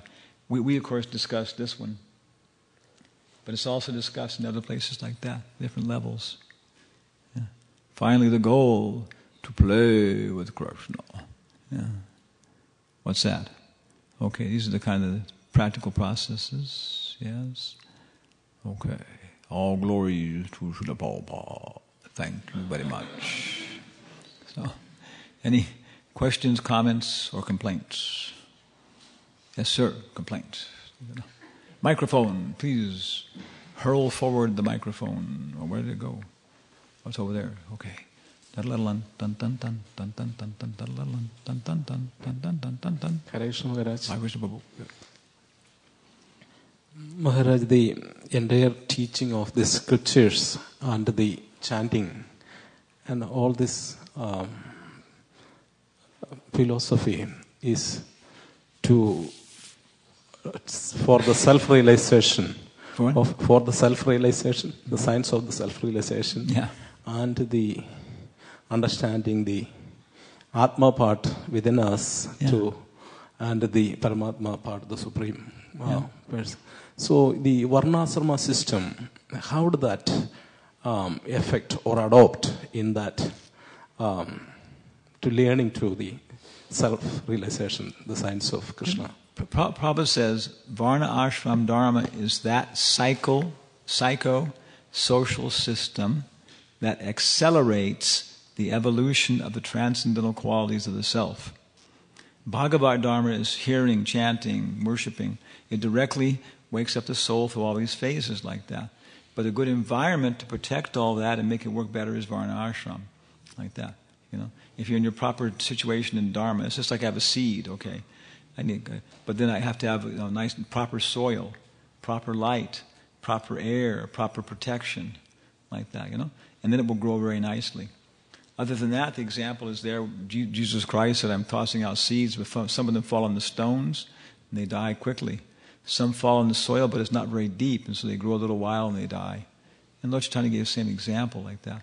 So Varna Ashram Dharma is connected like that. For example, basically the four regulative principles is Varna Ashram Dharma. Right? And the Bhagavad Dharma is chant Hare Krishna. So if we just chant Hare Krishna and don't follow the four principles, it will go very slow. Your progress like that. The first conclusion, you'll start to follow the four principles. That's the conclusion of all your work, Yeah. It's okay. So it's very useful, and in the beginning stages, of course, you might even say it's essential. You're not going to make it without it. Like that. But later on, you become so strong that even if you're deviating like this and that by mistake, it won't influence you that much. You can recover very quickly from that. But Varna Ashram Dharma is that Krishna creates the world. So this is a very natural way to show our love for him, like that. Is the process of Varna Ashram, but he finds their position and we use this world, to worship him. And so it's very natural. The gopis follow Varna Ashram because it's the natural way to worship Krishna. Sometimes Krishna has them deviate from it, and they don't like it. You don't like to be running out in the middle of the night with somebody else's like that. But because of this intense feelings and stuff like that, is part of a very higher aspect of bhakti yoga. It's power, more love. But usually Krishna, he follows Varna Ashram better than anybody else. Microfono. Hare Krishna Maharaj. Maharaj, I'll give a little pretext to my question is, one of the reasons that I'm able to continue in Krishna consciousness is because whenever I get a doubt, the doubt is fully answered and very convincingly explained by a devotee or in the association. Yeah. But when the doubt comes, it always makes my faith go down, 5% until it is answered, so it goes further up. But the tendency of doubting, at what stage of bhakti will this stop? It won't stop. No. Prabhupada says in Bhagavad Gita 4:34, blind faith is condemned. Like that, blind faith is condemned. So if doubting is, when Kapila Dev says there's 6 symptoms of intelligence, and one of those is doubt. Because only a fool accepts things blindly, like that. Arjuna had his doubts, and Krishna wasn't angry at that. He surrendered to Krishna. He took initiation. Sisyas teham sarimam tvam prapanam. And he had so many doubts. That's not wrong. They're there. It's just intelligent. You have doubts. Krishna's telling him, I want you to kill 640 million people. If I told you to kill one person, you would Maharaj, are you sure? Like that. Push the button. Parthasarthi back. You could tell people to kill people like that. They had to have a certain realization. This guy knows what he's doing and everything else like that. So on. So that, so Arjuna says, hey, Krishna, if we do this, there's going to be a lot of reaction for this. So are you sure that you're God? Like that. So then he showed the universal form, everything else. Said, okay, convinced, man. Where's the button? Like that. Yeah. But so blind faith is condemned. So doubts are natural. How they go all the way to Goloka and something else with how they manifest there and stuff. But no, but there is a different kind of thing like that. Radharani doubts if Krishna really loves her or not. Does he love Chandravali more than me? Like that, so on. Yeah. But those are different kind of doubts. Those are very nice, stuff. She wants Krishna to prove you love me. Like that, But our level, no. It's a good thing. Prabhupada says, doubt is a sign of intelligence until we find the absolute truth. Then it's an indication of insincerity. Insincerity, right? Doubt is a sign of intelligence. Doubt is a symptom of intelligence until we find the absolute truth. And once we find that, then it's a symptom of insincerity. There's a criticism of universalists, Unitarians. I guess not all Unitarians, but it says that a Unitarian is somebody who is looking for God and hopes he doesn't find him. Yeah. Of course, it happens to every single religion like that and so on, That's it, see? So therefore, doubt, yes, sir. I was just thinking about one statement from Prabhu's question. Throughout all of Srila Prabhupada's books, he gives 51 different ways to read them. Right? Okay. And if you look in his books and his letters, and he gives all these different ways scrutinizingly, is in a way to take your doubts and then read it in sastra to kind of overcome those doubts. Yeah. So it's one way. Another way he says is all angles of vision, which means that you challenge your doubts and then you defeat them using the philosophy. So exactly. I mean, Tamal Krishna Maharaj, Prabhupada would push him to argue with him.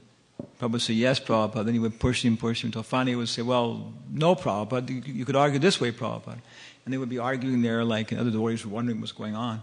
But Prabhupada pushed him, because he wasn't advanced enough to do that. Then afterwards, when he went out and confronted other people, with these doubts, forget it. So I've already been through this. Like, in training soldiers, right? You train them how to deal with somebody who's really out to beat the dickens out of them, like that. They got to defend themselves, no? So when it comes to the real thing, they've been through that. So that's the same thing as we have these doubts, and many of them are very subtle. Very subtle. You have a devotee, but everything else you're not quite a devotee, and so it's when does it go away? And at some point the material doubts go away. At the point of basically bhava. That's when you burn them out. Does Krishna really love me? That's the point. And that's bhava, that personal relationship with Krishna is this goes beyond everything like that. Yeah. Okay. Yeah. It just popped in my head about doubts. I remember reading this Leela where Sanatana Goswami, I believe it was Sanatana Goswami, gave a book to Rupa Goswami to read, to check over, and it said about Radharani's hair was like a black snake. Oh, yeah. And Rupa Goswami was thinking, how is this possible? This is not possible. And then he came to the realization through... I think he saw one girl with a snake behind her. He said, God, there's a snake behind you. She said, what? So even he had some doubt on that word, and Krishna revealed it, Radharani revealed it, because everything is coming from Krishna. So we'll find everything in the spiritual world. But basically, no, at the level of bhava, all of our material doubts will be finished. But that's a very, very subtle level, very subtle. I was watching, I'll confess now, my sins here. I was watching the Joan of Arc movie like that. It's pretty good. You can see this, but got problems like that. But the other thing is, it's very good. She was this French farm girl who had different visions of God, and finally God wanted her to chase all the English guys out of France. And it goes on and on like that. They did a very good job presenting it. So at one point she has to attack this castle with all of her soldiers, and this big, arrow from one of these, crossbow things goes right through her shoulder. And she's there in the movie, and he falls off the horse, the old French army retreats, and the English guys are going, like that, So finally she has this vision of God saying, it's okay, come on, let's go, And she had experiences. It wasn't blind faith. She had these experiences. So she says, break it off. He said, can't break it off. Break it off. Break it off. Pull it out. You'll bleed to death. Pull it out. Okay. So they got her back on her horse, and she comes charging back again, and she, then all the English guys are there, the witch is still alive, and they defeat them, and okay, Haribo, Then Dustin Hoffman, who's playing in the movie, he says then, that was too easy. That was too easy. Well, I get an arrow through your shoulder and everything else. So then he starts attacking her faith, Oh, why do you think God made you do this? Why do you think God told you this? Well, I found the sword in the field and everything else. Maybe somebody threw it there. Maybe they were being chased by the enemy. Maybe they got disgusted like that, So the doubts become, more and more subtle, more and more subtle. And if we stay with Guru, the Guru, he'll take us through all of these things, very, very subtle, and finally we'll see. Krishna is so subtle. At that point, there's no Maya. There's no place to fall down to, because there's no more. You see, everything is connected to Krishna. Krishna loves me, and I know because every moment I'm with him, like that, right? That's the whole thing. Every moment I'm with him, experiencing this, and so I know it. Yeah. So up until bhava, yeah. But definitely they become, the bigger doubts go away, and stuff like that. Yeah. So final two questions here. 1, 2. Okay, that's it. Okay, 1, 2. Number 1. Yeah. The microphone is coming. What is education? Over here. Yeah. Yes. Hare Krishna Maharaj. What is your name, Prabhu? Bharat. Huh? Bharat. Bharat? Bharat. Yes. Okay. Yeah, well, it's nice. Yeah. Maharaj, if I heard right, you said Maya will not touch a person who is at the stage of bhava. She can't, no. But in Bharat Maharaj's pastime, he was in the stage of bhava. Yes. It seems that Maya has tricked him in the form of a deer. What is your experience? By the miracle of modern technology, I shall now go to something here. Where am I? Oh, I'm over here. There we go, okay. So now, what book am I looking for? Okay, Srimad Bhagavatam, Canto 5. Not Jada Bharat. Description of the activities of Maharaj Bharata. Sounds like it. Yeah? Okay.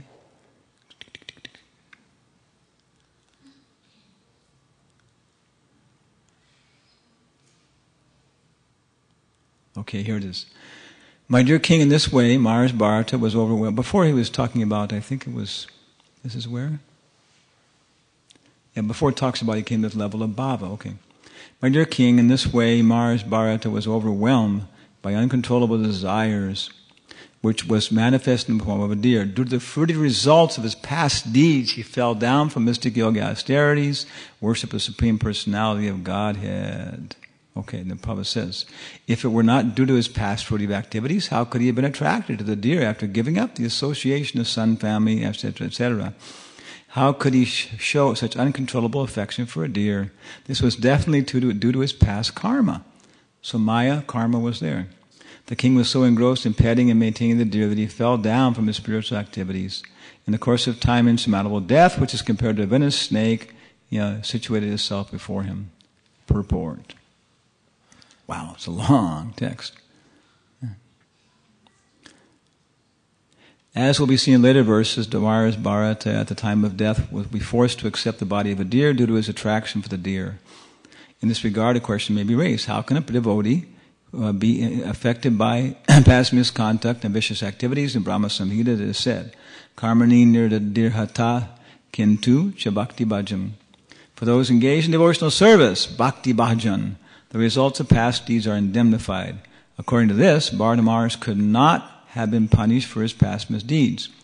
The conclusion must be that Bharata Maharaj purposefully became over-addicted to the deer and neglected his spiritual advancement.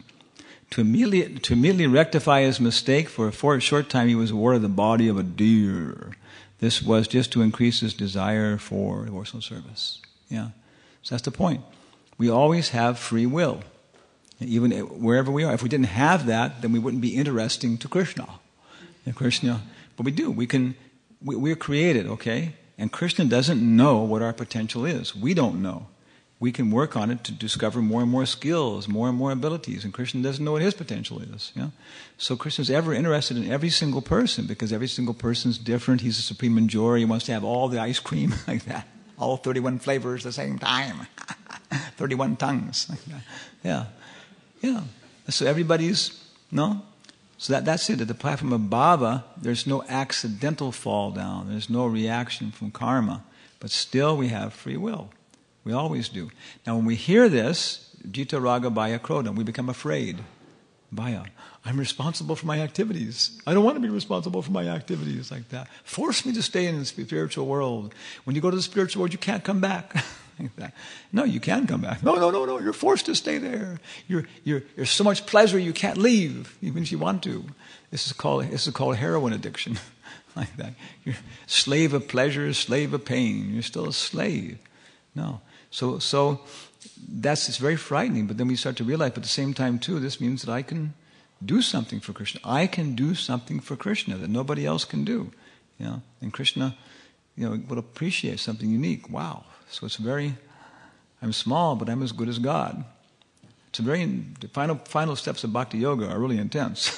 That's like thinking you got problems now. Wait until later on. You know? And so different aspects of it, but that's it.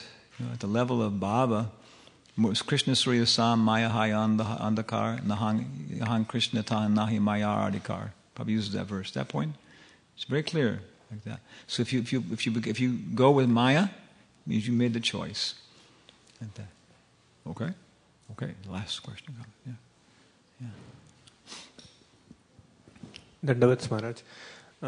Maharaj, could you please again elaborate on the Varnashrama that you spoke? There is so much talk about Varnashrama in our society. Is it farm communities, or is it like what you simply put it, like teaching and then retiring in Mayapur? We are all working in jobs, so what we are supposed to do? How do we? Okay, here we go. Srimad Bhagavatam. Where am I going? Canto 1. Which chapter? 9th chapter. 25th, 26th, 27th. Okay. Sukadeva Goswami said, after hearing Vishnudev, then Vishnudev was giving all his instructions, he's talking about Krishna. After hearing Vishnudev speak in that appealing tone, asked him in the presence of all the great rishis about the essential principles of religious duties. And Maharaj Yudhishthira's inquiries, Vishnudev first defined all the classifications of castes and orders of life in terms of the individual's qualifications. Then he systematically, in twofold division, described counteraction by detachment and interaction by attachment. He then explained by divisions acts of charity, pragmatic activities of the king, duties of women, devotees. Then he described occupational duties of different orders, statuses of life. So here, it's just 2 or 3 verses. Prabhupada will say,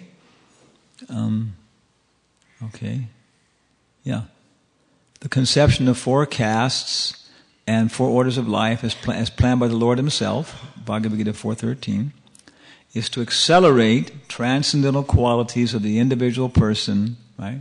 So he may gradually realize his spiritual identity and thus act accordingly to get free from the material bondage or conditional life.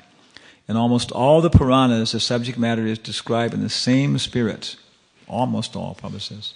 And so in the Mahabharata, it is more elaborately described by Vishnudev in the Shanti Parva, beginning from the 60th chapter.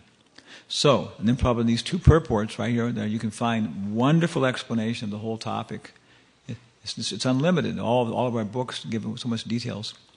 But also, if you go to the Mahabharata or Shanti Parva, I did that, it's about 135 pages in like 10-point type, and it's considered by authorities to be the best description of Varna Ashram and all the different Vedas, because Bhishmadeva is like, he knows all these different authorities, so he summarized everything like that.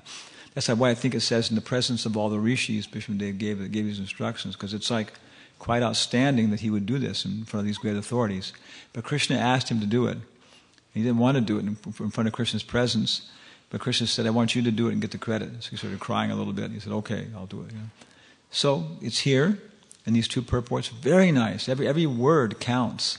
Vishnudeva's instructions are the essence of all the Vedas, right? Then Prabhupada takes it and makes the essence of the essence, like that. So it's a very nice place to look at it. Then after that, you just go on reading Bhagavad Gita. There's more details. Srimad Bhagavatam, unlimited details with stories and stuff like that. What is a dharma for a woman? Prabhupada said ladies should follow Draupadi, Kunti, Gandhari, and see how they lived, what they did. And then, then it's very easy to understand my position, like that. There are no smaller tests for women and children. Everybody will be tested just as hard, but in terms of their own character. The whole Mahabharata, the whole battle was fought because of who? Draupadi. Duryodhana know that the Pandavas are guys. They'll let bygones be bygones and try and start again. But Draupadi, no way. She says, she was not going to tie her hair up until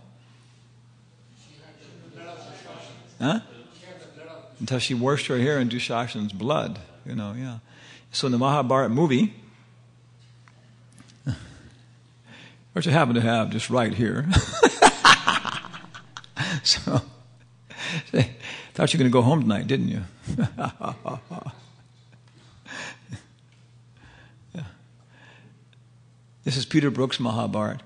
He did this so Americans could understand Mahabharata. As Indians, you look at it, there's so many weird things, but you understand, no, this is not for you. This is for Americans. You look at it, yeah. American wouldn't understand this way. They wouldn't understand once they grew up in the culture like that. So it's very nice what he did. It's very, very nice. Okay. So there's no time to see it now. Like that. Shri Radha Madan Mohan Ki. So we'll see you tomorrow at Gandharvika's house. Hare Krishna. Sanatan Gandharvika Ki Jai. Radha Madan Mohan Ki Jai. Thank you very much. Day after tomorrow. May you all become highly educated people.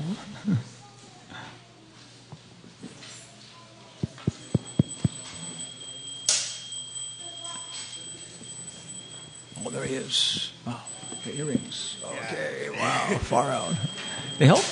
Do they help or something like that? The earrings help or something? Aerodynamics. I see. Did they make noise? Like that? Wow, okay. It's good to see you, Maharaj. Good to see you. Yeah. That's what the wolf told Red Riding Hood.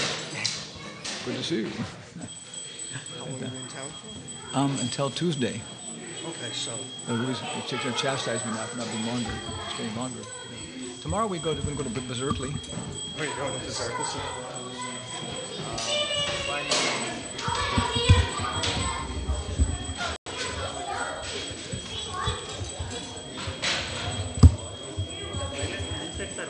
No problem.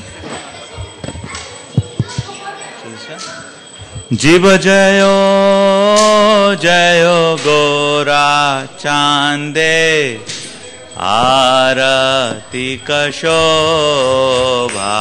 जीव जयो जयो गोरा चांदे आरती कशोभा जीव जयो जयो गोरा चांदे आरती कशोभा जीव जयो जयो गोरा चांदे आरती कशोभा जानावी तत्वने जग मन लोभा जानावी जग मन लोभा गौरांगे आरती शोभा जग जन मन लोभा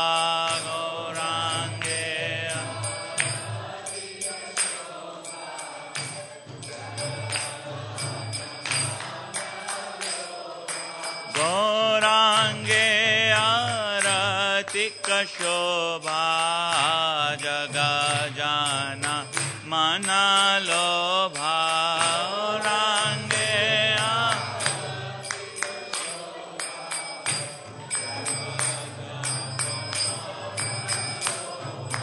जग जान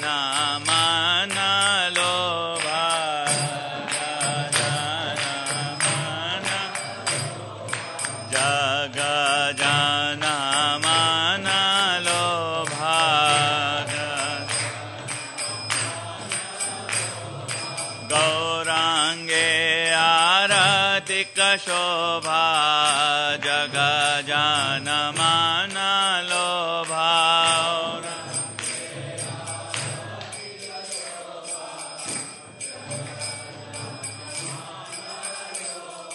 गौरांगे आरतिक शोभा जग जान मन लोभा गौरांगे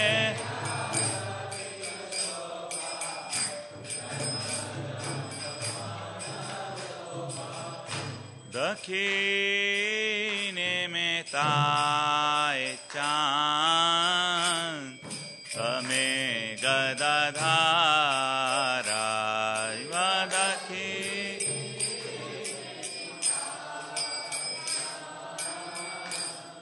हमें गदाधारा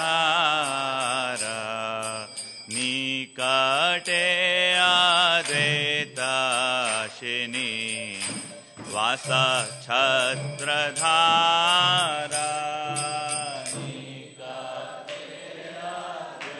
अद्वैताशिनी वास छत्रधारा बसे आशे गोरा चांद रत्ना शिमशाने बसे आशे गोरा चांद रत्ना शिमशान आरती करे ना ब्रह्मा आदि देव गाने आरती करे ना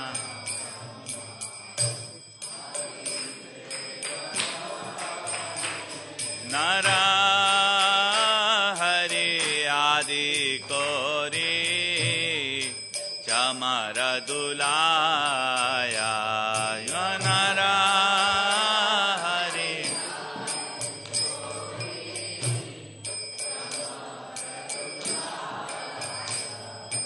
संजया मुकुंद वासु घोष आदि गाया संजया मुकुंद वासु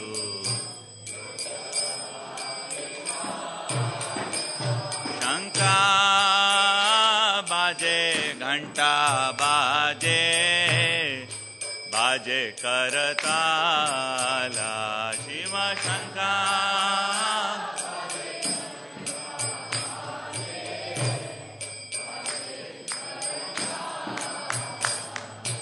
माधुरा मृदंगा बाजे परम रसाला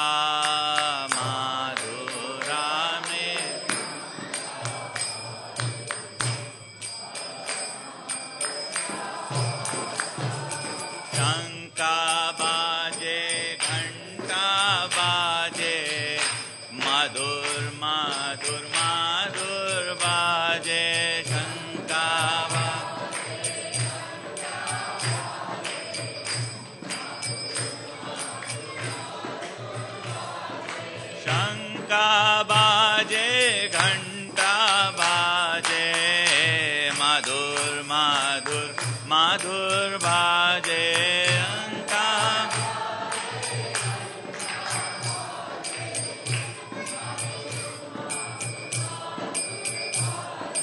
माधुर माधुर माधुर बाजे माधुर माधुर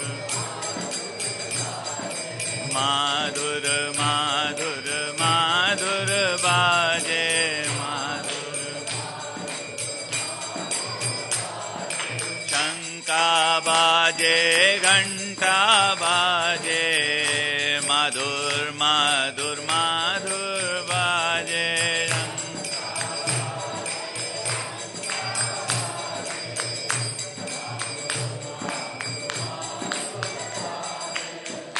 बहु कोटि चंद्राजीनी वदन उजाला जीवा बहु कोटि चंद्रा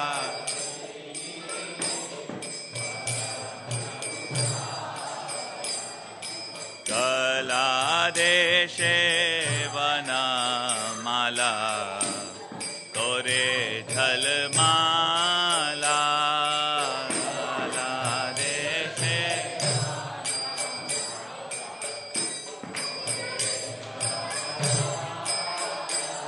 शिवा सुकनारदा प्रेमे गदगादा शिवा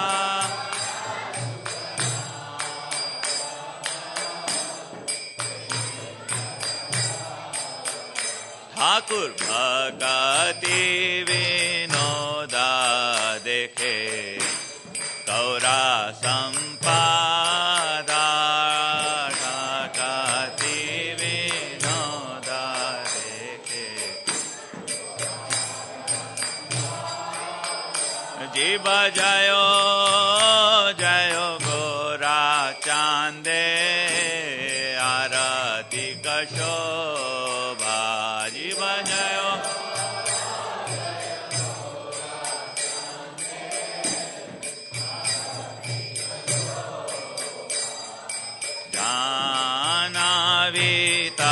जानवीतवने जगमनलो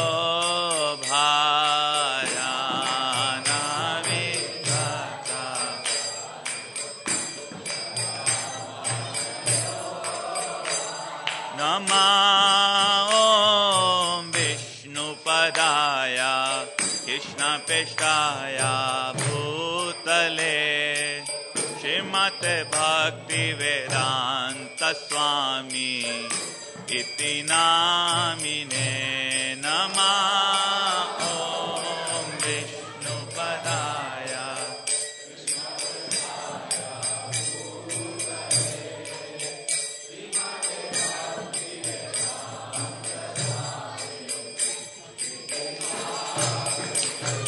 नमस्ते सरस्वते देवे गौरवाणी प्रचारिणे निर्विशेष शून्यवादी पश्चादेशतारिणे नाम सरस्वती देवे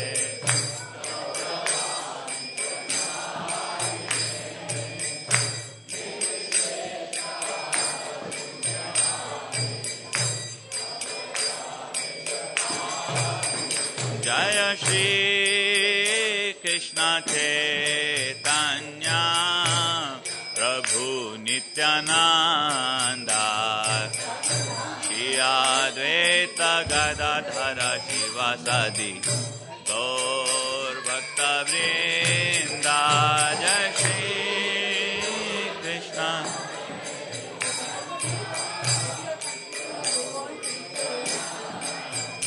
नित्यानंदा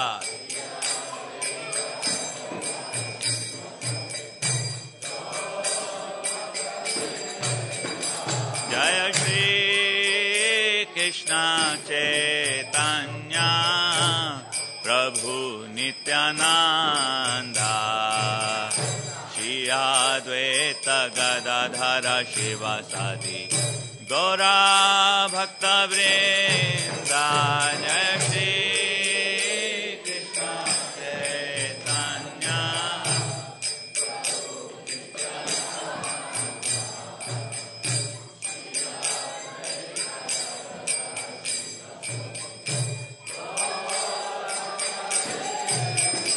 जय श्री कृष्ण चैतन्य प्रभु नित्यानंदा श्री अद्वैत गदाधर शिवासादि गौर भक्त वृंदा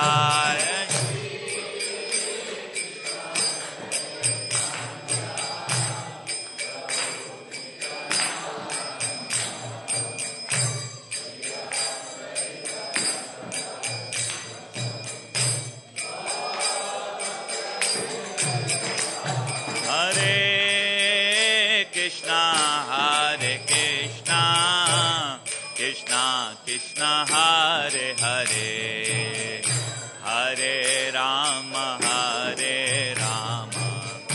Rama Rama Hare Hare Hare Krishna Hare Krishna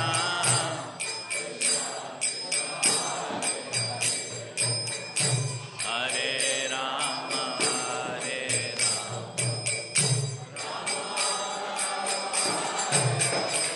Hare Krishna Krishna Krishna Hare Hare Hare Rama Rama Rama Hare Hare Hare Krishna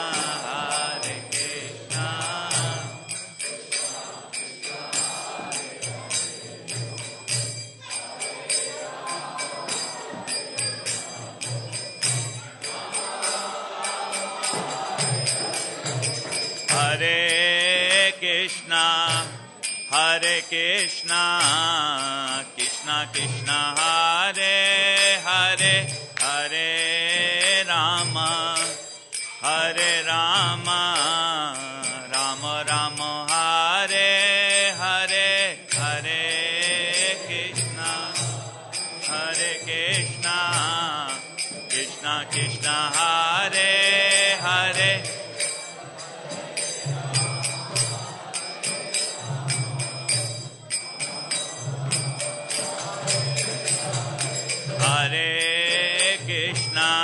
Hare Krishna Krishna Krishna Hare Hare Hare Rama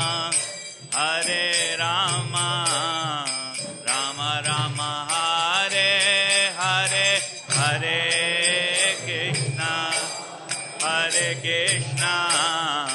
Krishna Krishna Hare Hare Hare Rama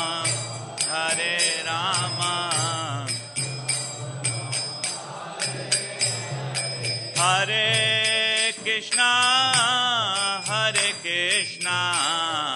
Krishna Krishna Hare Hare Hare Rama Rama Hare Hare Hare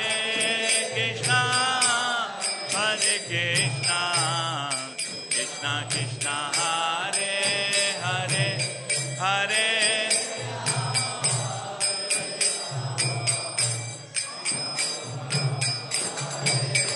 Hare Krishna Krishna Hare Hare Hare Rama Rama Hare Hare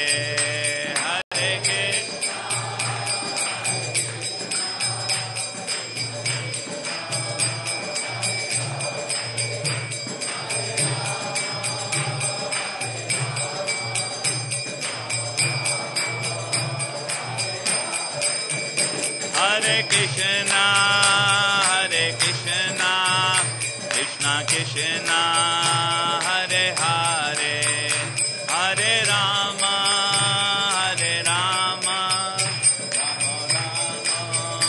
Hare Hare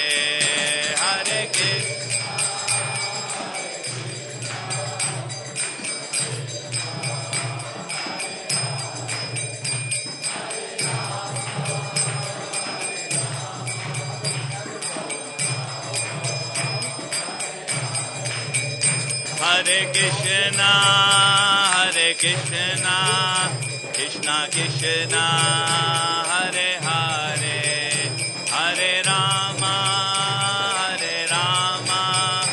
Rama Hare Hare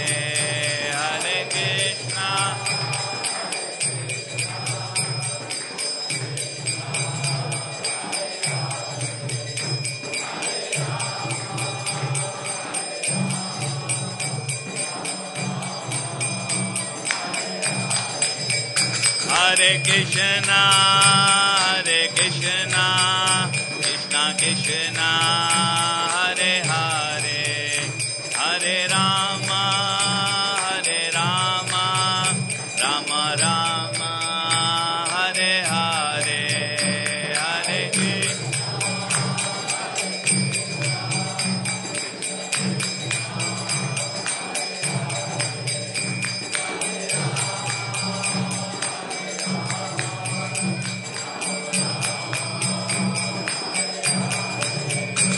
Hare Krishna, Krishna Krishna, Hare Hare, Hare Rama, Rama Rama, Hare Hare, Hare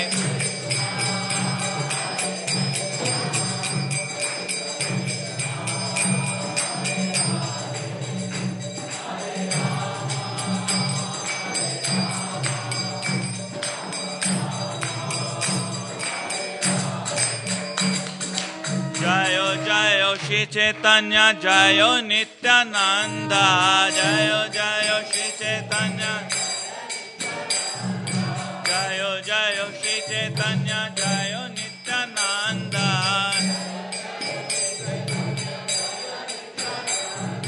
Jaya Dvaita Chandra, Jaya Gaura Bhakta Vrinda,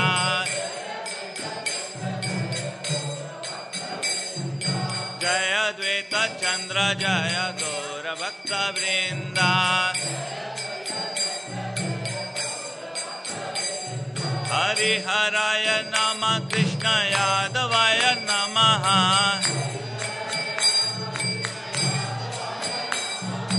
Yadavaya Madhavaya Keshavaya Namaha,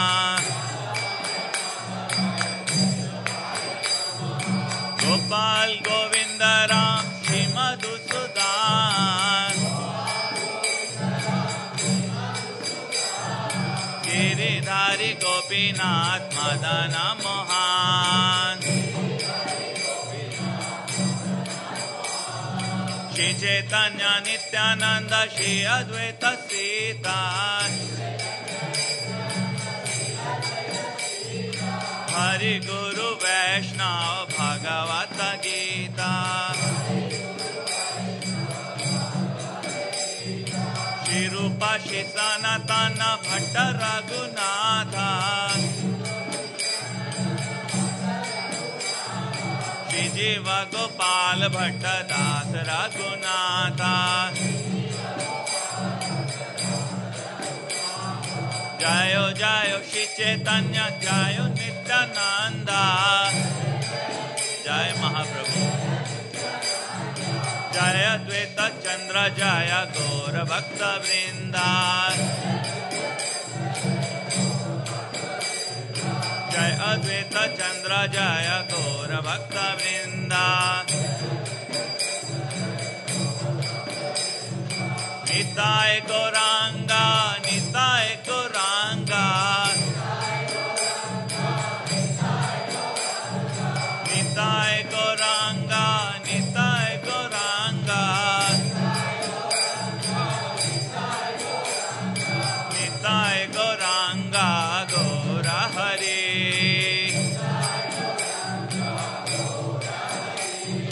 Nitai Gauranga, Gaura Hari, Jai Sachinandana, Jai Sachinandana, Jai Sachinandana, Jai Sachinandana, Jai Sachinandana, Gaura Hari, Nadiya Vihari Shri Gaura Hari, Nadiya Vihari Shri Gaura Hari, Hare Krishna, Krishna Krishna, Hare Hare, Hare Ram, Ram Ram, Hare Hare,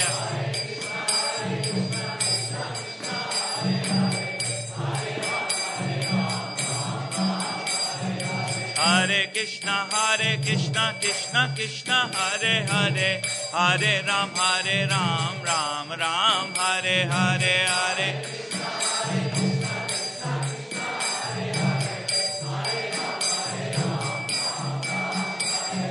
Hare Krishna, Krishna, Hare Hare, Hare Ram, Ram Ram, Hare Hare,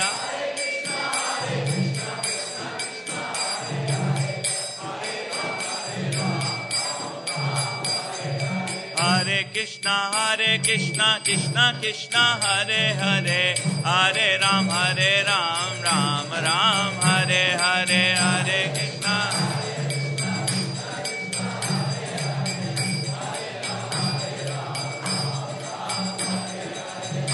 Krishna Hare Krishna Krishna Krishna Hare Hare, Hare Ram Ram Ram Hare Hare.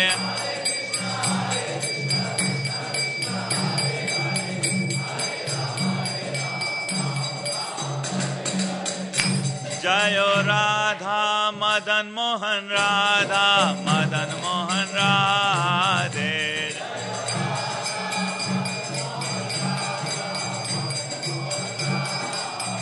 Jayo Radha Madan Mohan Radha Madan Mohan Radhe.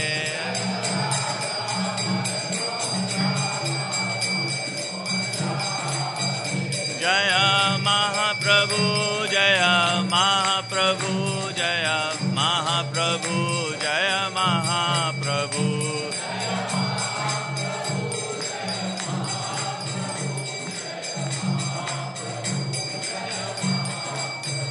Jaya Lakshmi Nara Shinga Jaya Ananta Dev Jaya Lakshmi Nara Shinga Jaya Ananta Dev.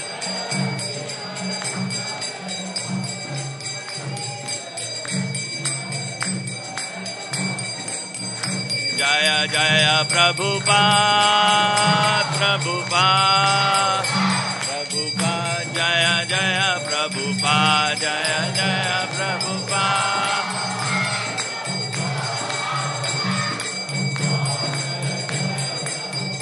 Jaya Jaya Gurudev Gurudev Gurudev Jaya Jaya Gurudev Jaya Jaya Gurudev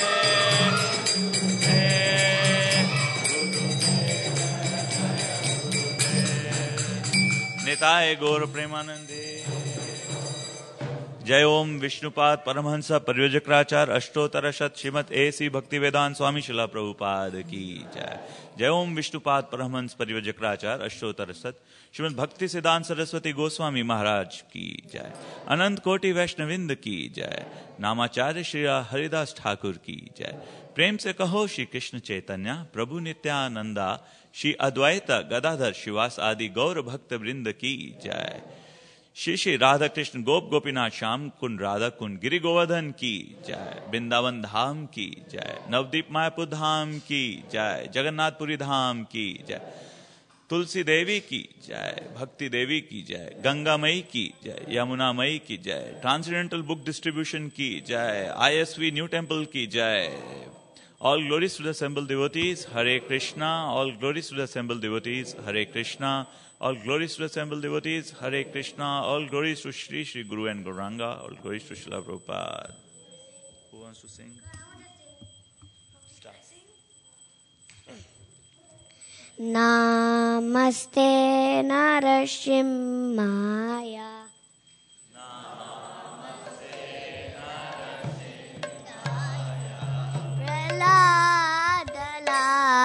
Tadayarne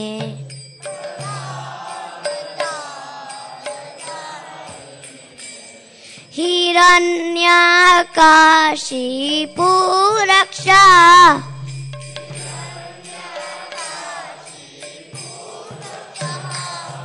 Hiranyakashipu raksha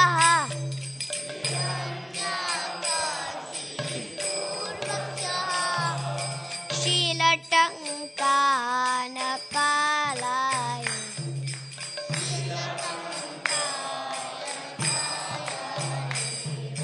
Shilatankanakalaye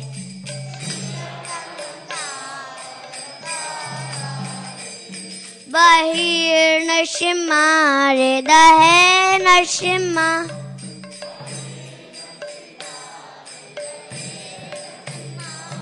Bahir Narsimha Hridaye Narsimha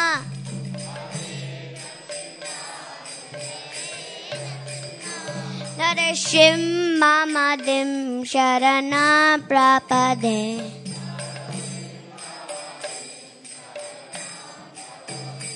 नरसिंहमदिं शरणं प्रपदे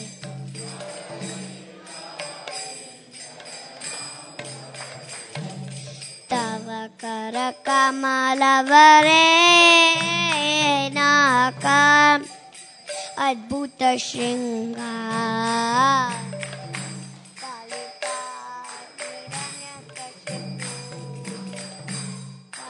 Bringa Keshavadita Dharare Rupa Jai Jagadisha Hare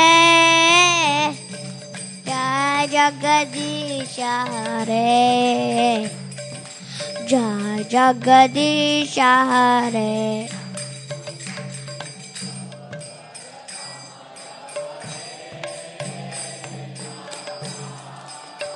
Adbhuta Shringar Dalita Hiranyakashipu Tanu Bringa Keshavadrita Narare Rupa Jagadisha Hare Jai Jagadisha Jai Jagadisha Hare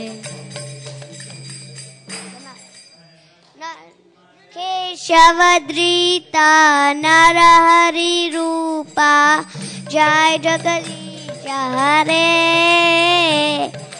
Jai Jagadisha Hare Jai Jagadisha Hare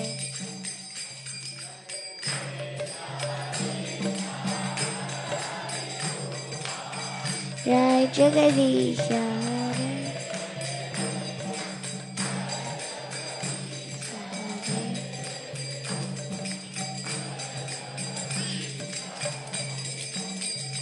Jaya Nrsimhadev Nrsimhadev Nrsimhadev Jaya Nrsimhadev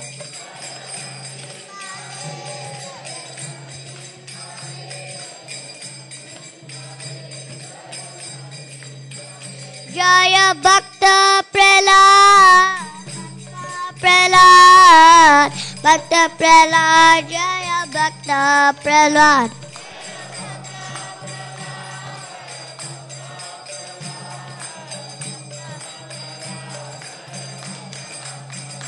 Jaya Radha Madan Mohan Radha Madan Mohan Radha Madan Mohan Jaya Radha Madan Mohan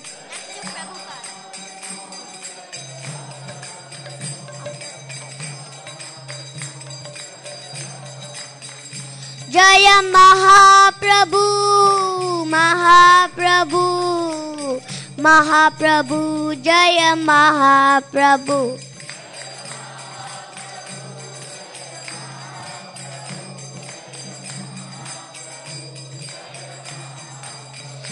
Jaya Prabhupada Prabhupada Prabhupada Jaya Prabhupada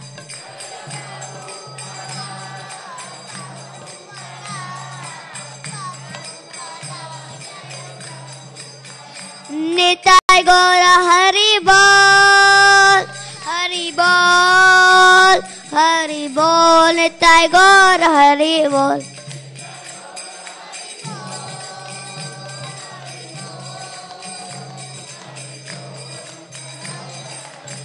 Nitai Gaura Hari Bol Hari Bol Hari Bol Nitai Gaura Hari Bol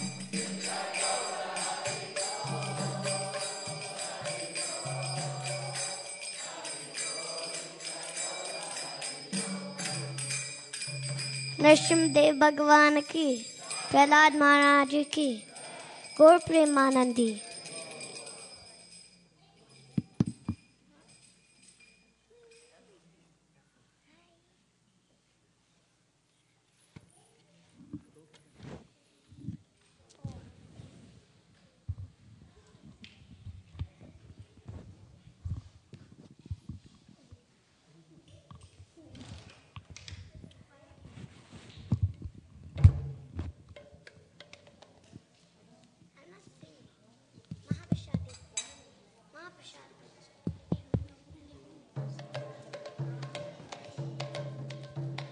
महाप्रसादे गोविन्दे नाम ब्राह्मणे वैष्णवे स्वल्पपुण्यवतं राजन् विश्वासो नैव जायते शरीरा विद्याजाल जोडेन्द्रिय ताहे काल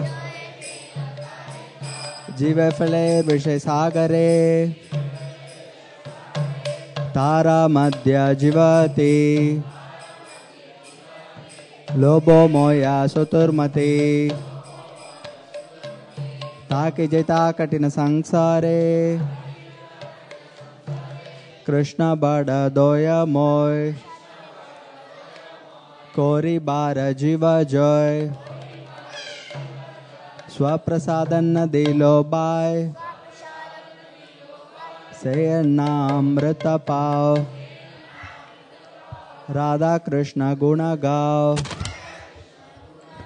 प्रेमेड को चैतन्य निताय जय निमाय जय निताय जय श्री कृष्ण चैतन्य प्रभु नित्यानंद श्री अद्वैत गदाधर श्रीवास आदि गौर भक्त वृंदा हरे Krishna Krishna Krishna Hare Hare Hare Ram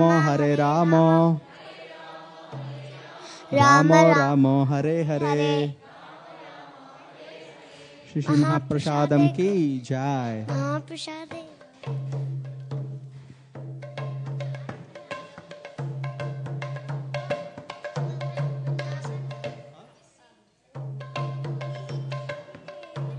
Hare Krishna.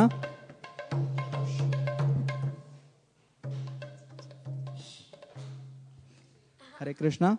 Thank you everybody for coming today evening for the ISKCON of Silicon Valley program. And we would like to thank His Holiness Hanumat Preshak Swami Maharaj for the wonderful class.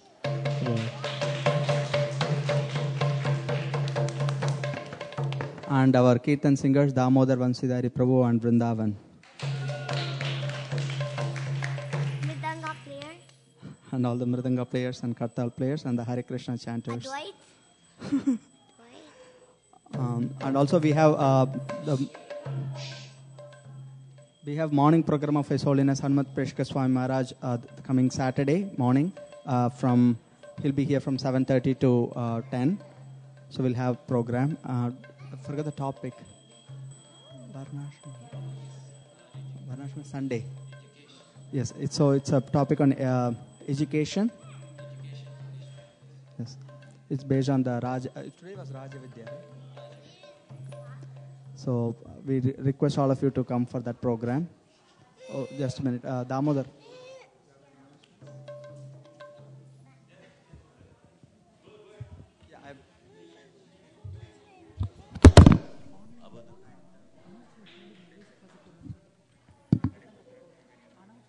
So all of you have heard His Holiness Hanumat Preshak Swami.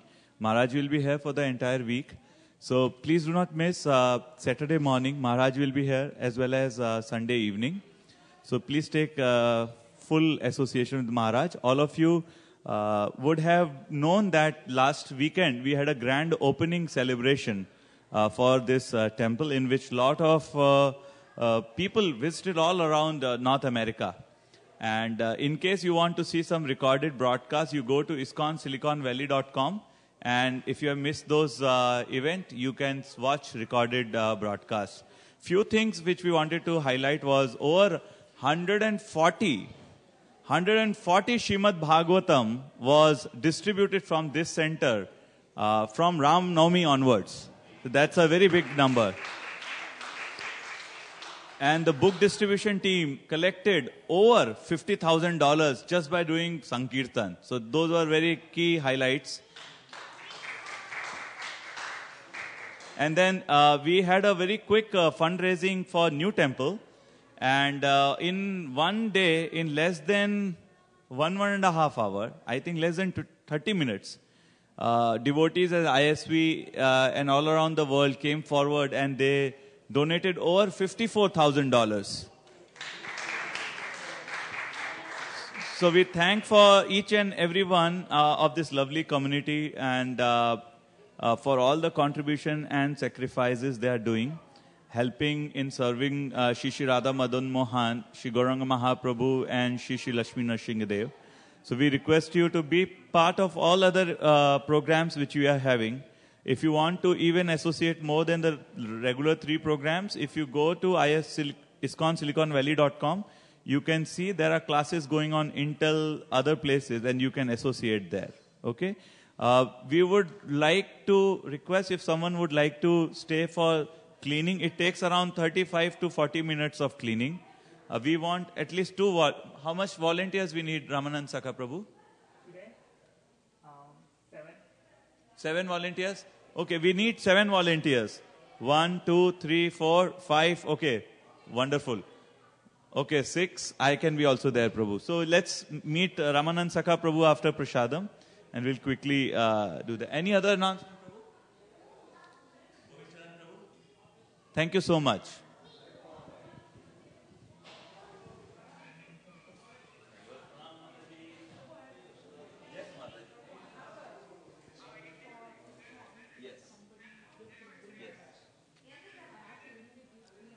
For those of you watching our program for tonight, that concludes our program for today. Thank you so much for joining us. We hope you all enjoyed today's program.